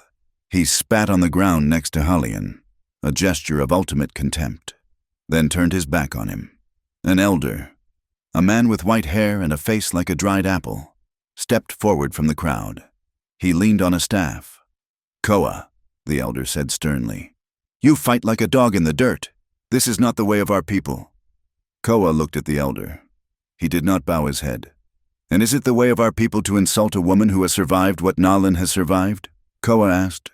"Is it our way to let the white men break us? and then break each other. The elder fell silent. He looked at Halion, groaning in the dirt, then at Koa, who stood unbowed. There was a flicker of respect in the old man's eyes. "Go home, Koa," the elder said quietly. "Take your woman and go." Koa walked to Nalin. She was pale, her hands pressed to her mouth. He took the water barrels, though his ribs screamed with pain. "Come," he said. They walked back in silence, leaving the camp behind. When they reached the house, Nalin collapsed onto the bench by the door. She looked at Koa, at the blood on his face, the dust on his clothes. "I did this," she whispered. Her voice was hollow. Koa poured water into a basin and began to wash the cut on his eye. "Halion did this." "No," Nalin said, standing up. Her hands were shaking. "It is me. I am the poison. Koa, everywhere I go, trouble follows. They hate you because of me. They hate themselves," Koa snapped. Turning to face her, "They look at you, and they see what they lost. It is easier to hate you than to hate the soldiers they cannot defeat." "I should go," Nalin said, the tears starting to fall. "I should leave tonight. You can find a woman who is clean, a woman who brings honor." Koa threw the wet rag onto the table. He crossed the room and grabbed her arms. "Look at me," he commanded. Nalin looked up, sobbing. "I do not want a clean woman," he said fiercely. "I do not want an easy life. I want you." He took a breath, steadying his voice. "I choose you. Nalin, I chose you the day you walked out of the rocks. I chose you when I fought the soldier. I chose you in the dirt against Halion." He let go of one arm and placed his hand over her heart. "You think you are ruined?" he asked softly. "I see a woman who walked through hell and kept walking. That is not ruin. That is iron." Nalin stared at him. She felt his hand on her chest. She felt the truth of his words vibrating in her bones. "And you?" he asked. "Do you choose me? Or do you just need a roof?" Nalin stopped crying. She looked at this man, scarred, stubborn, violent in her defense, gentle in his touch. "I choose you," she whispered. "Not for the roof, not for the food. I choose you because you see me." "Then that is all that matters," Koa said. That night, the boundaries of the room shifted again. When the fire died down, Koa did not go to his bed by the door. He stood by the main bed, the one with the buffalo robe. He looked at Nalin. "Come," he said. It was not a command. It was an invitation. Nalin walked to him. She was trembling, but she did not flinch.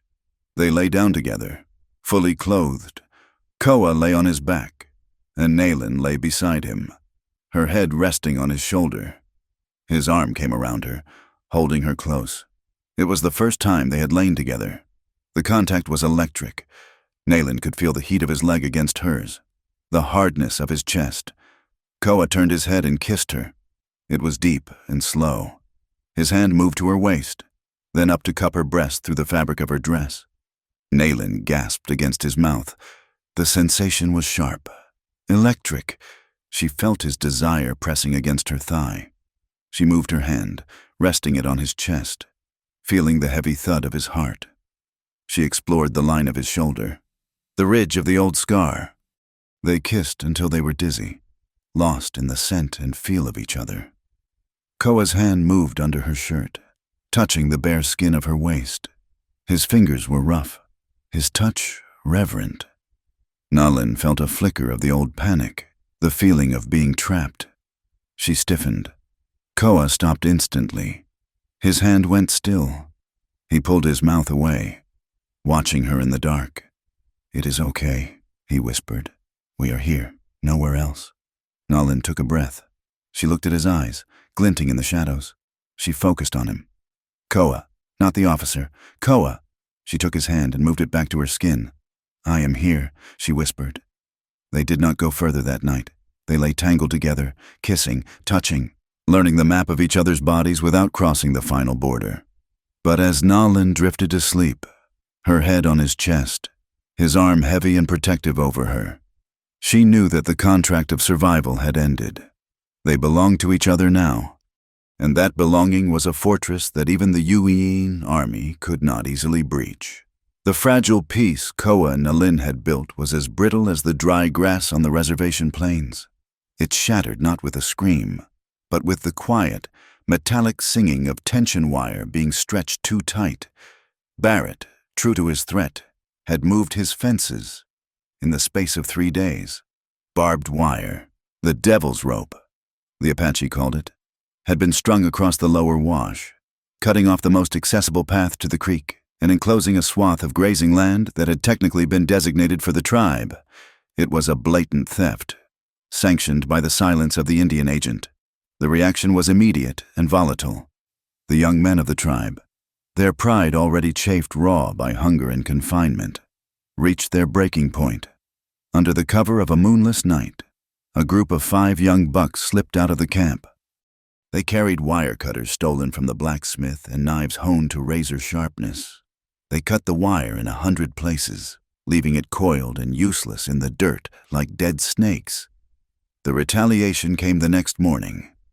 Barrett did not wait for the law. 2 of his riders sat on the ridge overlooking the reservation line and fired blindly into the scrub where Apache women were gathering mesquite beans. A 14-year-old boy, begging for a chance to hunt rabbits, took a bullet in the leg. The shot shattered his femur and the fragile truce simultaneously. Panic swept through the wiki-ups. The elders tried to keep the young men from mounting a full war party, knowing it would mean annihilation. But down at the agency, Miller needed a villain. He could not arrest a mob of shadows, and he could not arrest the rancher who lined his pockets. He needed a face. He needed a name that scared people. He chose Koa. The sun had not yet crested the eastern peaks when the sound of galloping horses thundered toward the adobe house. Nalin was already awake, stirring the embers of the fire. Koa was asleep, his chest rising and falling in a rhythm she had come to love. The pounding on the door shook dust from the ceiling beams. Open up by order of the United States Army. Koa was on his feet instantly, reaching for his rifle. But before his hand closed around the stock, the door burst open. A boot kicked the heavy wood inward. Splintering the latch, 3 soldiers filled the small room, the morning light glinting off their brass buttons and the dark steel of their carbines. Behind them, Nalin could see more men on horses, surrounding the house. "Koa, drop it!" the lead soldier screamed, leveling his pistol at Koa's chest. Koa froze. He was barefoot, wearing only his trousers. He looked at the gun, then at Nalin, who had backed into the corner, her hands pressed over her mouth. If he fought, they would shoot. If they shot, the bullets would fly through the small room. Nalin was in the line of fire. He slowly raised his hands, palms open. "I am unarmed," Koa said, his voice steady despite the chaos. "Grab him," the soldier ordered. 2 men rushed forward. They did not just cuff him. One slammed the butt of his rifle into Koa's kidney. Koa grunted, dropping to one knee, gasping for air. "Stop!" Nalin screamed. She lunged forward, grabbing the arm of the soldier who had struck him. "He has done nothing." The soldier turned and shoved her. It was a brutal, dismissive motion. Nalin flew backward, hitting the hard earth floor with a bone-jarring thud. "No!" Koa roared. He tried to rise, his eyes blazing with murder, but 3 men were on him now. They wrestled him into the dirt, pressing his face into the floor. He fought them, bucking like a wild horse, his muscles straining against their grip, but the weight was too much. "Stay down, savage," a soldier hissed, pressing a knee into Koa's neck. They dragged him up, wrenching his arms behind his back. The cold click of iron shackles snapped around his wrists. They hauled him out the door and into the blinding light of the dawn. Nalin scrambled to her feet, ignoring the pain in her hip. She ran outside. "Koa!" she cried, stumbling after them. Koa turned his head. His lip was split, bleeding down his chin. His eyes found hers, frantic and fierce. "Stay inside! Nalin!" he shouted, straining against the chains. "Do not interfere! Stay safe!" One of the riders, a sergeant, leaned down and spat near Nalin's feet. "You better hope he hangs. Girl, saves you the trouble of feeding him." They tied Koa's hands to the saddle horn of the sergeant's horse. The horse trotted forward, forcing Koa to run to keep from being dragged. Nalin watched in horror as he stumbled, regained his footing, and was pulled away into the dust cloud, leaving her alone in the silence of the desert. Fear was a cold, familiar companion to Nalin. But this was different. This was not the fear of her own pain. It was the terror of loss. She knew the stories. Men went into the stockade and did not come out. They died of sudden fevers. They were shot while escaping. They were sent to prisons in Florida or Alabama, vanishing from the world as if they had never existed. She stood in the yard, her hands shaking. The house behind her, so recently a home, felt like a tomb. She could pack her things. She could run to the mountains. She could hide, but the memory of Koa's voice stopped her. I choose you. She went back inside. She did not pack. She washed her face. She smoothed her hair. She put on her shawl, wrapping it tight around her shoulders like armor. She began the long walk to the agency. By the time she arrived, the sun was high and punishing. The agency yard was buzzing with tension. Soldiers stood in clusters, hands near their weapons. The Apache family stayed near their wiki-ups, watching with dark, fearful eyes. Nalin walked straight to the main building. She climbed the steps to the porch where Agent Miller held court. Miller was there, talking to the rancher, Barrett. They stopped when they saw her. Miller's eyes narrowed, then widened with a predatory gleam. Well, look who it is, Miller said, hooking his thumbs in his vest. The little widow. Come to check on your warrior? Where is he? Nalin asked. Her voice trembled, but she stood her ground. He is in the lockup, Miller said, gesturing vaguely toward the sturdy log building behind the office. He is facing serious charges. Nalin, destruction of property, inciting a riot, attempted murder of a federal employee. He was sleeping, Nalin cried. He was in his bed. He is a leader of the malcontents. Barrett spat. He gave the order. We know his kind. Miller held up a hand. Now, let us not be hasty. Justice must take its course. Miller walked over to Nalin. He stopped too close, invading her space. He smelled of stale tobacco and sweat. Of course, Miller said, lowering his voice so only she could hear. Justice can be flexible. I have the major's ear. I write the reports. If I were to say Koa was cooperative, that he was merely a suspect, well, things might go easier for him. Nalin looked up at him. She saw the wetness of his lips. She knew exactly what he was saying. It was the same language the officer had spoken. Be nice, marry, be obedient, and maybe you get an extra blanket. Maybe you get to eat. What do you want? She whispered, though she already knew. Miller smiled. It was a grotesque expression. You know what I like. You were always a favorite at the fort. You come by my quarters tonight. After dark, we will have a drink. We will talk about Koa's future. If you are persuasive, maybe he walks free tomorrow. Nalin felt the bile rise in her throat. The ground seemed to tilt beneath her feet. It was the trap she had spent 3 years running from. Her body for his life. It was a simple trade, a familiar trade. She looked at the stockade. She imagined Koa in the dark, chained. She imagined the rope around his neck. All she had to do was lie down. All she had to do was disappear to the ceiling again. She looked back at Miller. She saw the smug assurance in his eyes. He thought he owned her. He thought every Apache woman was just waiting to be bought. No, Nalin said. Miller blinked, his smile faltering. Excuse me? I said no, Nalin said, louder this time. Miller's face hardened. Do not be stupid, girl. You want him to hang? Because he will hang. And you will be out on the street, starving again. I will not come to your room, Nalin said. I will not trade myself. Not for flour, not for safety. And not for Koa. He would rather die than be bought with my shame. She turned and walked down the steps. She did not leave the agency. She walked to the center of the dusty yard, in full view of the office, in full view of the stockade, and in full view of the gathered Apache families. She stood there. The sun beat down on her head. The dust swirled around her ankles. She stood like a statue, her eyes fixed on the door of the jail. An hour passed, then 2, Miller came out onto the porch. "Go home," he shouted. "You are causing a disturbance." Nalin did not move. She did not answer. She just stood witness. The Apache, watching from the shadows, began to murmur. They saw her solitude. They saw her refusal to hide. A woman, an elder from the White Mountain Band, walked out from the shade of a wagon. She carried a gourd of water. She walked to Nalin and held it out. "Drink, daughter," the old woman said. "The sun is cruel." Nalin took the water, her hands shaking. "Thank you." The old woman did not leave. She stood beside Nalin. Then another woman came, a young mother with a baby on her hip. She stood on Nalin's other side. Slowly, silently, the fear began to break.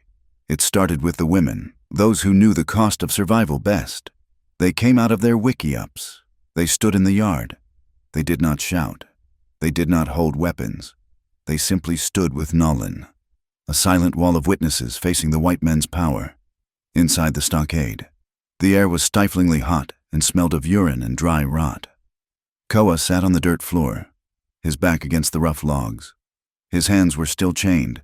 His eye was swollen shut where a boot had caught him, and his ribs ached with every breath. Through the gaps in the logs, he could see slices of the bright world outside.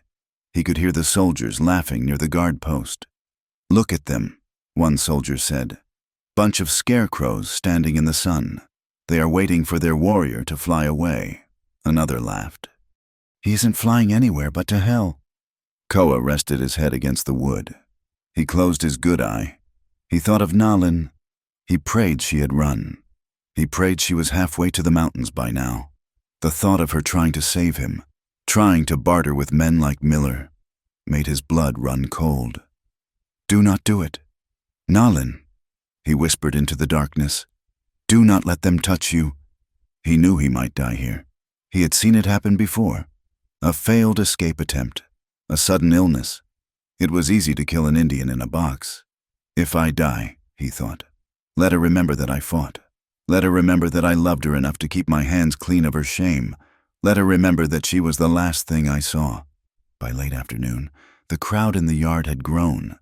Even the men were standing now, silent and sullen, watching the office. Agent Miller was sweating. This was not the plan. He wanted a quiet disposal of a troublemaker, not a martyr. He walked out onto the porch again, his face red with frustration. "Disperse!" he yelled. "Go back to your homes. There is nothing to see here." Nalin stepped forward. She was parched, dizzy with heat, but her voice was clear. "We are not leaving," she shouted. She turned to face the crowd. Her people, the people who had whispered about her, the people who had called her spoiled.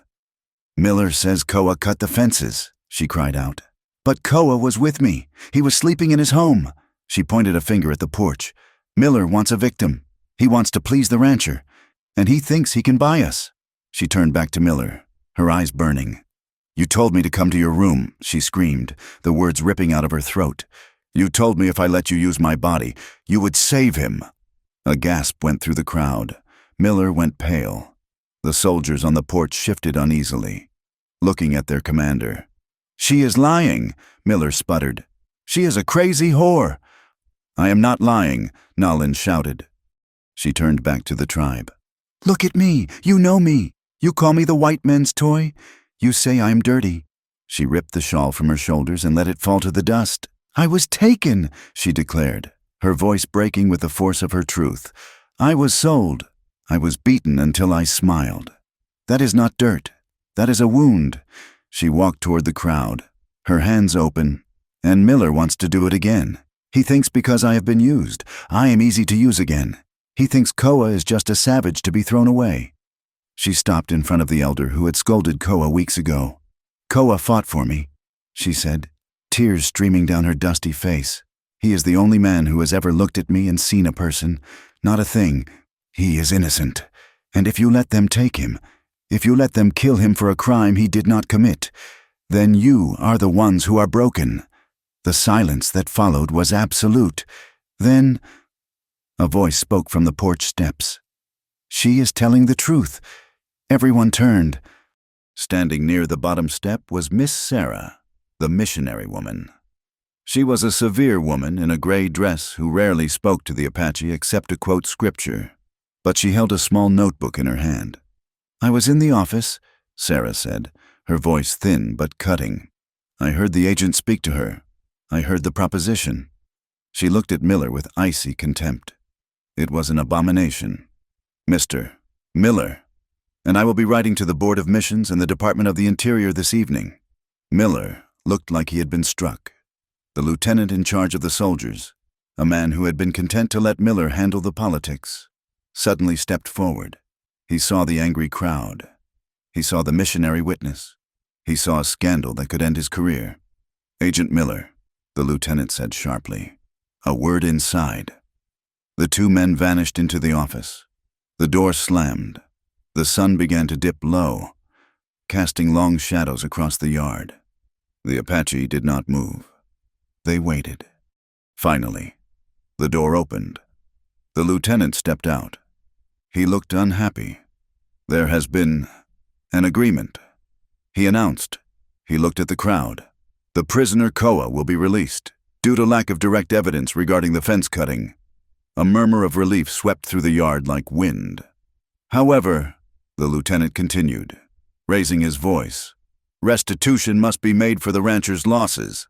The tribe will provide 10 head of cattle to Mr. Barrett, and a work detail will be assigned to repair the damage to the fence line. This is non-negotiable. It was a heavy price. 10 cattle was a fortune to the starving band. Repairing the fence meant working for the enemy, but it was better than a hanging." "Bring him out!" someone shouted from the crowd. The lieutenant nodded to the sergeant. 5 minutes later, the stockade door opened.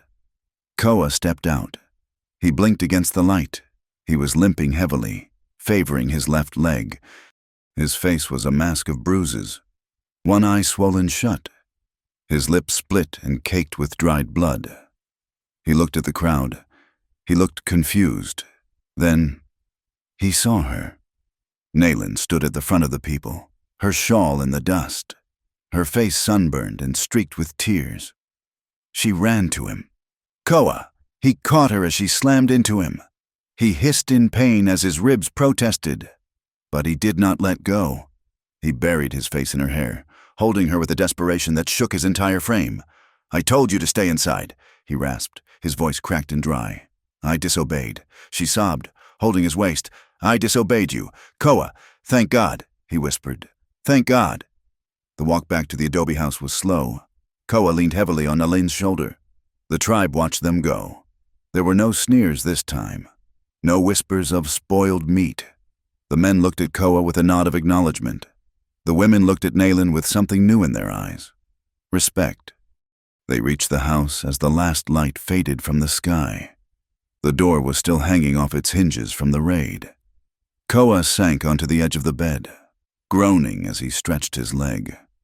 Nayland immediately went to the water bucket. She wet a cloth and came to him. "Sit still," she said softly. She began to wipe the blood from his face. Her touch was feather-light, tracing the bruises the soldiers had left. "You look terrible," she said, her voice trembling. "I feel terrible," Koa admitted. He winced as she touched his lip. He reached up and caught her wrist. He looked at her with his good eye. "Miller?" he asked. "What did he do?" Nayland stopped cleaning him. She looked down at their hands. "He tried to make a trade," she said quietly. "He said he would save you if I came to him." Koa's hand tightened on her wrist. A growl rose in his throat. "I will kill him." "No," Nayland said. She looked him in the eye. "I refused. Koa." She took a deep breath. "I almost did it. For a moment, I thought it was the only way. I thought my body was just a coin to spend." She touched his cheek. "But then I remembered you. I remembered how you looked at me by the fire. I remembered that you waited. And I knew that if I did it, I would lose the only thing we have. I would lose us." She leaned in, her forehead resting against his. "So I stood in the yard. I shouted the truth. I told them everything.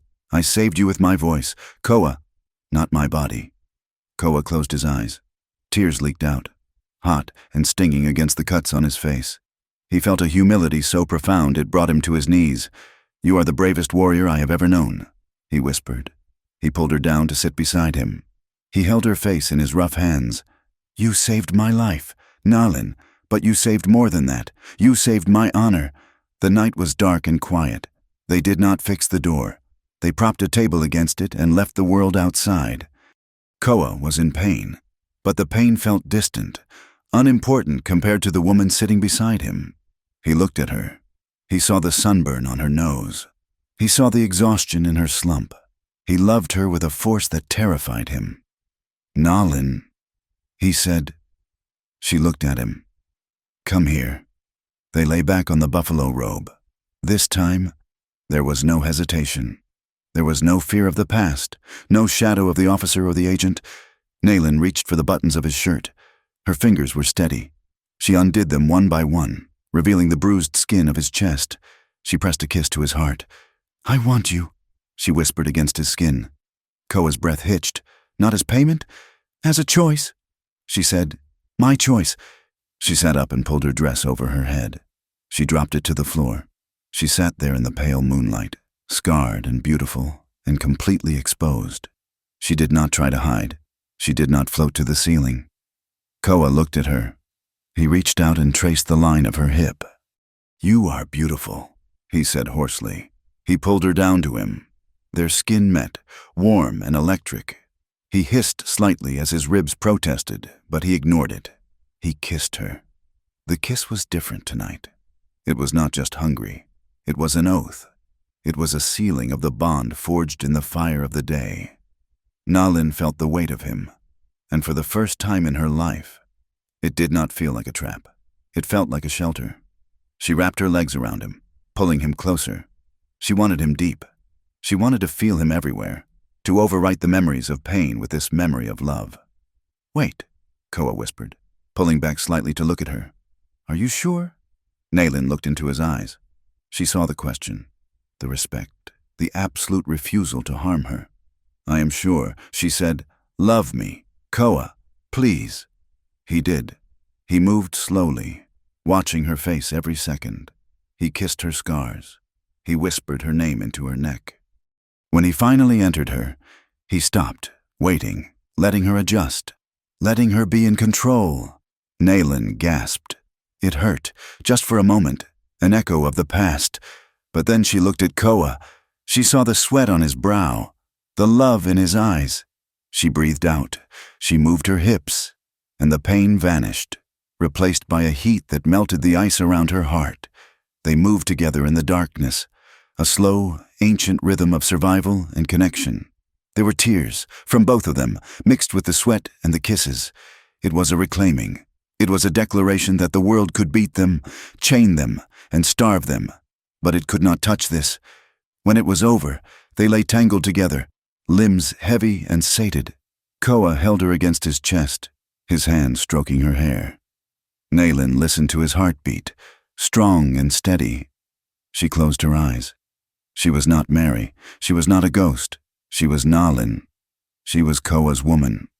And for the first time in as long as she could remember, she was whole. The desert outside was silent, indifferent to their joy as it was to their suffering. But inside the broken house, two souls slept dreamlessly, anchored to the earth by the weight of each other's love. The morning sun did not assault the adobe house as it usually did. Instead, it seemed to creep in with a respectful softness, painting stripes of gold across the buffalo robe where Koa and Nalin lay. Nalin woke first, for a moment, in the haze of sleep. She expected the cold earth floor or the solitary mat where she'd slept for months, but then she felt the weight of an arm thrown across her waist, heavy and solid. She felt the warmth of a chest pressed against her back. The memories of the night before washed over her, not with the sharp sting of shame she had feared, but with a strange, aching tenderness. She shifted slightly, wincing as her muscles protested. She was sore, a physical reminder of the intensity of their joining, but her heart felt unmoored, floating in a chest that had been tight with anxiety for 3 years. Koa stirred behind her. He did not pull away. Instead, his arm tightened, pulling her flush against him. He buried his face in the crook of her neck, inhaling the scent of her skin. "Morning," he rasped, his voice rough with sleep. "Morning," Nayland whispered. They lay there for a long time, listening to the wind scratch against the door. It was a new world. The same dust lay outside. The same soldiers patrolled the ridges. The same hunger gnawed at the belly of the reservation. But inside these four walls, the war had ended. They had signed their own treaty, written in sweat and breath and the desperate need to belong to someone. When they finally rose, there was a shyness between them that was almost girlish. Koa pulled on his trousers, turning away slightly to button them, but his eyes kept darting back to her as she combed her hair. When their gazes finally locked across the small room, smiles broke on their faces, small, private, and terrifyingly joyful. "I will make the coffee," Koa said, though he made no move to the fire. "I will get the water," Nayland said, though she did not pick up the bucket. Koa crossed the room in 2 strides and kissed her. It was a soft press of lips, a confirmation that the night had been real. "We are still here," he said against her mouth. "Yes," she answered. "We are still here." But the world outside the adobe walls had no interest in their joy. The reality of their existence was a grinding wheel that never stopped turning. Barrett, the rancher, had not been satisfied with the 10 head of cattle the tribe had been forced to pay. Emboldened by the military's support, he pushed his herds closer to the reservation line, his cattle trampling the wild onions and sage that the Apache women gathered for food. Agent Miller, chastened but not defeated by the missionary's letter, wielded his power over the rations with petty cruelty, shortening the lines, finding reasons to deny beef to families he deemed troublesome. Yet, a subtle shift had occurred within the community. The whispers about Nayland did not vanish overnight, but they lost their venom. When she walked to the creek now, heads did not turn away in disgust. Instead, there were nods. There were calculating looks. The people remembered how she had stood in the sun for hours. They remembered how she had stripped her soul bare to save a warrior. Koa and Nayland met this new world with quiet, stubborn resistance. Their corn patch, irrigated by the trenches they had dug together, yielded a harvest that was small but miraculous in the drought. When they harvested the ears, they did not hoard them. One evening, Nayland packed a basket with corn and dried squash. "Where are you going?" Koa asked, sharpening his knife by the fire. "To the widow Yala's wickiup," Nayland said. "Her husband died of the coughing sickness last moon. She has 3 children and no flour." Koa stood up. "I will walk with you." They walked through the camp together. They gave the food to the widow, who looked at Nayland with wide, watery eyes and took her hand, pressing it to her forehead in a sign of deep gratitude. They helped a family whose roof had been torn off by a sudden dust devil. Koa lifting the heavy beams that the older men could not manage, Nayland weaving the brush to cover the gaps. They did not speak of leadership. They did not ask for recognition. They simply worked. They became the spine that stiffened the backs of those around them. The true turning point came a week later, near the communal well. Nayland was filling her gourd when a shadow fell over her. She tensed, expecting Hallian or another tormentor. It was Elu, the elder woman with a face like a dried apple, the one who had once pulled her granddaughter away when Nayland walked past. Elu leaned on her staff, looking Nayland up and down with sharp, bird-like eyes. "The corn you gave Jala was sweet," Elu said. Her voice was cracked like old parchment. "It was what we had," Nayland replied, keeping her head high. Elu nodded slowly. "You spoke loud at the agency. You spoke of things we do not say, things we hide in the dark." Nayland swallowed hard. "Silence does not save us." "Grandmother." "No," Elu agreed. "Silence is a heavy blanket. It smothers." The old woman stepped closer. She reached out a withered hand and touched Nayland's arm. "I was at Fort Sumner," Elu whispered. "Before we came here, the soldiers there, they were hungry men." Nayland looked at her, shocked. She saw the pain etched into the old woman's wrinkles, a mirror of her own. "I thought I was the only one," Nayland whispered. Elu shook her head. "You are never the only one." Child, you were just the only one brave enough to scream it. She squeezed Nolan's arm, a grip of surprising strength. Walk in beauty. Nolan. With that, the wall of shame crumbled. Other women began to approach her.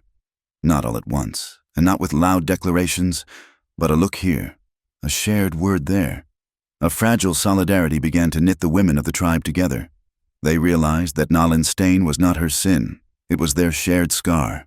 But in the West, peace is often just the breath before the scream. It was mid-October when the tragedy struck. A young boy named Yalson, 14 years old with a quick smile and legs that could outrun a jackrabbit, went missing. He had gone near the southern ridge, close to Barrett's new fence line, hunting for lizards and small game. He did not come home for the evening meal. His mother's wailing woke the camp at dawn. A search party went out. Koa went with them, tracking the small moccasin prints in the dust. They found him in a dry wash, face down. There was a hole the size of a thumb in his chest. Koa knelt beside the small body. He touched the skin. It was cold. He looked up at the ridge. He found the brass casing of a cartridge gleaming in the sun, a Buffalo Sharps rifle round, the kind Barrett's riders used. He picked up the casing. It felt hot in his hand, burning with the promise of violence. They carried Yalson back to the camp. The sound of the mother's grief was a jagged knife that cut through every heart. It was not a hunting accident. There were no accidents with a Sharps rifle at that range. It was murder. It was sport, rage, hot and blinding, washed through the tribe.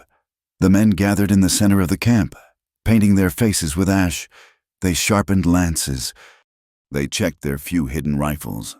"We kill them all!" a young warrior shouted, shaking a club at the sky. "We burn the ranch! We take their scalps!" They turned to Koa. He was the warrior who had survived the long wars. He was the one who had stood up to the soldiers. "Lead us, Koa!" they demanded. "You know the way of war. Show us how to make them bleed." Koa stood in the center of the circle, the brass casing clenched in his fist. He looked at the angry faces. He felt the pull of it, the ancient, seductive song of revenge. He remembered his brother falling. He remembered the smoke of his own village burning. His blood sang for war. It would be easy. It would be righteous. He could ride out tonight, cut Barrett's throat, and watch the ranch burn. He looked toward his house. Naylin stood on the edge of the crowd. She was not screaming. She was watching him, her face pale, her hands pressed over her heart. She looked terrified. She knew what war meant. She knew it meant soldiers swarming the valley. She knew it meant massacres. She knew it meant a rope around Koa's neck. Koa turned away from the men. "I will think on this," he said roughly. "Do not ride until I speak." He walked past them, past Nolan, and climbed the ridge behind his house. He needed the high ground. He needed the silence. He spent the night alone on the rock. He watched the stars wheel overhead, the same stars that had watched his ancestors for 1,000 years. He thought of the battles he had fought. He had killed men. He had seen friends butchered. And what had it bought them? A smaller piece of land, a tighter chain. He looked down at the dark shape of his house. He thought of Nolan's warm skin. He thought of the corn they had planted. He thought of the child they might one day have. If he led the war party, he was choosing death. It might be a glorious death, a warrior's death, but it was still death. And it would leave Naylin alone in a world that wanted to consume her. At dawn, the sky turned the color of a bruised plum. Koa stood up. His legs were stiff, but his mind was clear like a mountain stream. The way of the gun was over. The white men had too many guns. To fight them with bullets was to commit suicide. He had to fight them with the one thing they did not expect. He walked down the mountain. Nolan was waiting for him by the door, wrapped in a blanket, shivering in the morning chill. "Koa?" she asked, her voice trembling. Koa took her face in his hands. He kissed her forehead. "We do not ride to war," he said. "We ride to the agency, but not with weapons," he added, seeing her confusion. "We take Yalson." They gathered the men. There was shouting. There was dissent. Chayton called him a coward, but Koa stood firm, his voice ringing with a new kind of authority. "If we kill the rancher, The army comes and kills us all, Koa told them. They will say we are savages who kill children. We will show them who the savages are. They placed Yalson's body on a travois. Koa, Nalin, Yalson's mother, and 20 other Apache walked the 5 miles to the agency. They did not creep. They did not hide.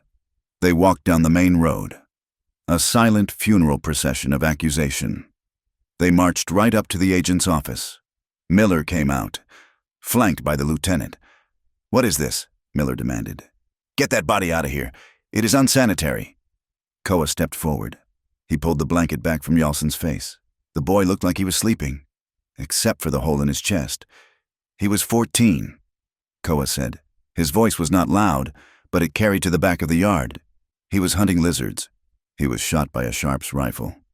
"Accidents happen," the lieutenant said nervously, looking at the grim faces of the Apache. This was no accident. Nayland spoke up. She stood beside Koa, her hand on Yalson's mother's shoulder. It was murder. Just then, the stagecoach from Tucson pulled up to the station nearby. A man stepped off. Mr. Sterling, a correspondent for a San Francisco newspaper, looking for stories of the wild frontier. He saw the crowd. He saw the dead boy. He saw the tension. He smelled ink. He walked over, notepad in hand. "What is happening here?" Miller tried to wave him away. "Just a local matter. Sir, nothing for the press. Miss Sarah, the missionary, stepped out from the crowd." She looked at Sterling. "It is a murder, sir," Sarah said clearly. "An innocent child shot by cattlemen, and the agent refuses to act." Sterling began to write. Koa saw the fear in Miller's eyes. It was not fear of an arrow. It was fear of a headline. "We demand justice." Koa said to the lieutenant, "Not Apache justice. Your justice. The law you say rules this land. Show us your law, or tell the world it is a lie." The pressure was too much, with the newspaperman watching and the missionary testifying. The lieutenant had no choice. He sent a patrol to Barrett's ranch. They found the cowboy who had fired the shot, a drifter named Evans, who bragged about bagging a buck. Evans was arrested. He was not hanged. White men did not hang for killing Indians in the territory. But he was taken to Tucson in chains for reckless discharge of a firearm and manslaughter. Barrett was fined and given a severe warning from the Department of the Interior, terrified of an Eastern scandal. It was imperfect justice. It was a slap on the wrist. But to the Apache, it was a revelation. They had forced the white man's hand without firing a shot. They had used the truth as a weapon. Koa and Nalin walked back home that evening. They were exhausted, their feet aching, but there was a lightness in the air. "We did it," Nalin whispered. "We survive," Koa said. "That is the victory." The seasons turned. The heat of summer broke into the crisp gold of autumn, and then the biting winds of winter. The adobe house stood strong. Koa and Nalin worked the land. They expanded the field again, planting winter wheat. They talked of the future, a concept that had once been impossible to grasp. One night, lying in the dark, Koa spoke into the silence.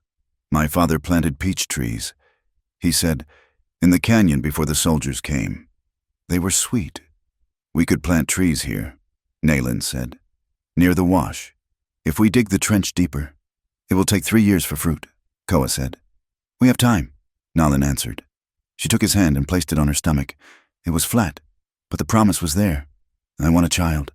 "Koa," she whispered. "I was afraid before. I was afraid to bring a life into this hunger. But now—" Koa's hand stilled. He thought of Yalson. He thought of the cruelty of the world. But then he looked at Nalin, at the fierce light in her eyes. "A child," he murmured. "A child who will know that his mother saved a warrior. A child who will know that we did not break." "Yes," he said. "Let us plant trees. And let us make a life." A month later, on a day when the wind smelled of sage and wet earth, Nayland asked Koa to walk with her. "Where are we going?" he asked. "To the beginning," she said. She led him out into the desert, retracing the steps of that first desperate day. They walked to the rocky ridge where she had first seen the smoke from his fire. She carried a bundle under her arm.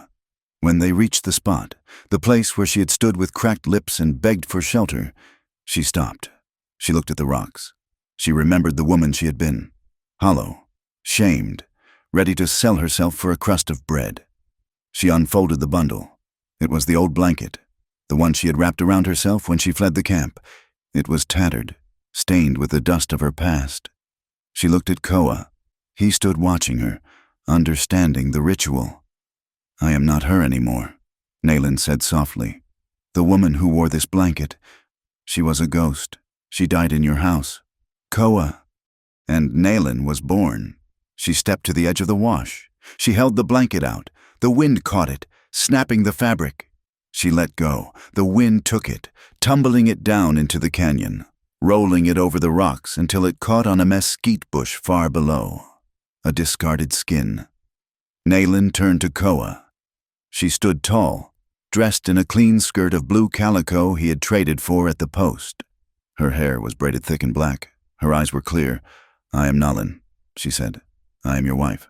I am a survivor." Koa stepped forward. He did not touch her with hesitation now.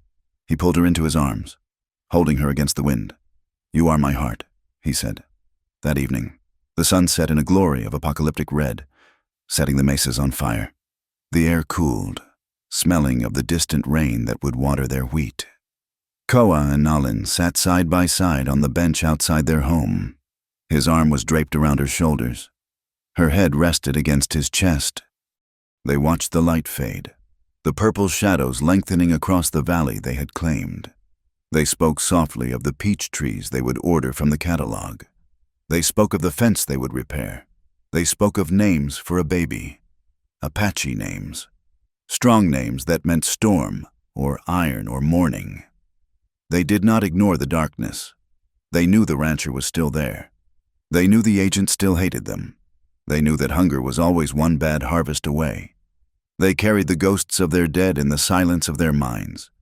But they also recognized the light. They had created a home out of mud and stubbornness. They had created a love out of trauma and shame. They had changed the way their people looked at pain. As the first star appeared, bright and unwavering in the western sky, Koa turned to her. He cupped her face. He kissed her forehead. A blessing. Then he kissed her lips. Slow and reverent. It was a kiss that tasted of dust and sweet corn and hope. Nayland wrapped her arms around his neck, drawing him close. Their bodies fit together like two pieces of broken pottery mended with gold, stronger at the breaks than they had ever been when whole. The desire that rose between them was familiar now. It was not a frantic need to escape. It was a deep, steady rhythm of belonging. "Let's go inside," Nayland whispered against his mouth. Koa stood and pulled her up. He led her into the house, into the warmth, and closed the door against the wild. Vast night, in the middle of a harsh, unforgiving land that had tried to crush them at every turn, they remained. Two scarred hearts who had refused to let the world define their worth. They had walked through the fire and come out the other side, hand in hand, carrying nothing but their dignity and a love that had conquered the dark. Thank you for listening to this story of Nalin and Koa. It has been a journey through the dust and the heartache of the American West, but also a journey toward hope. I would love to know where you are listening from today. Please leave a comment below sharing your city or country. And if this story touched you, please consider subscribing to From Wild West for more tales of resilience, history, and romance on the frontier. Share your thoughts on the ending in the comments. I read every one. Until the next time, keep the campfire burning.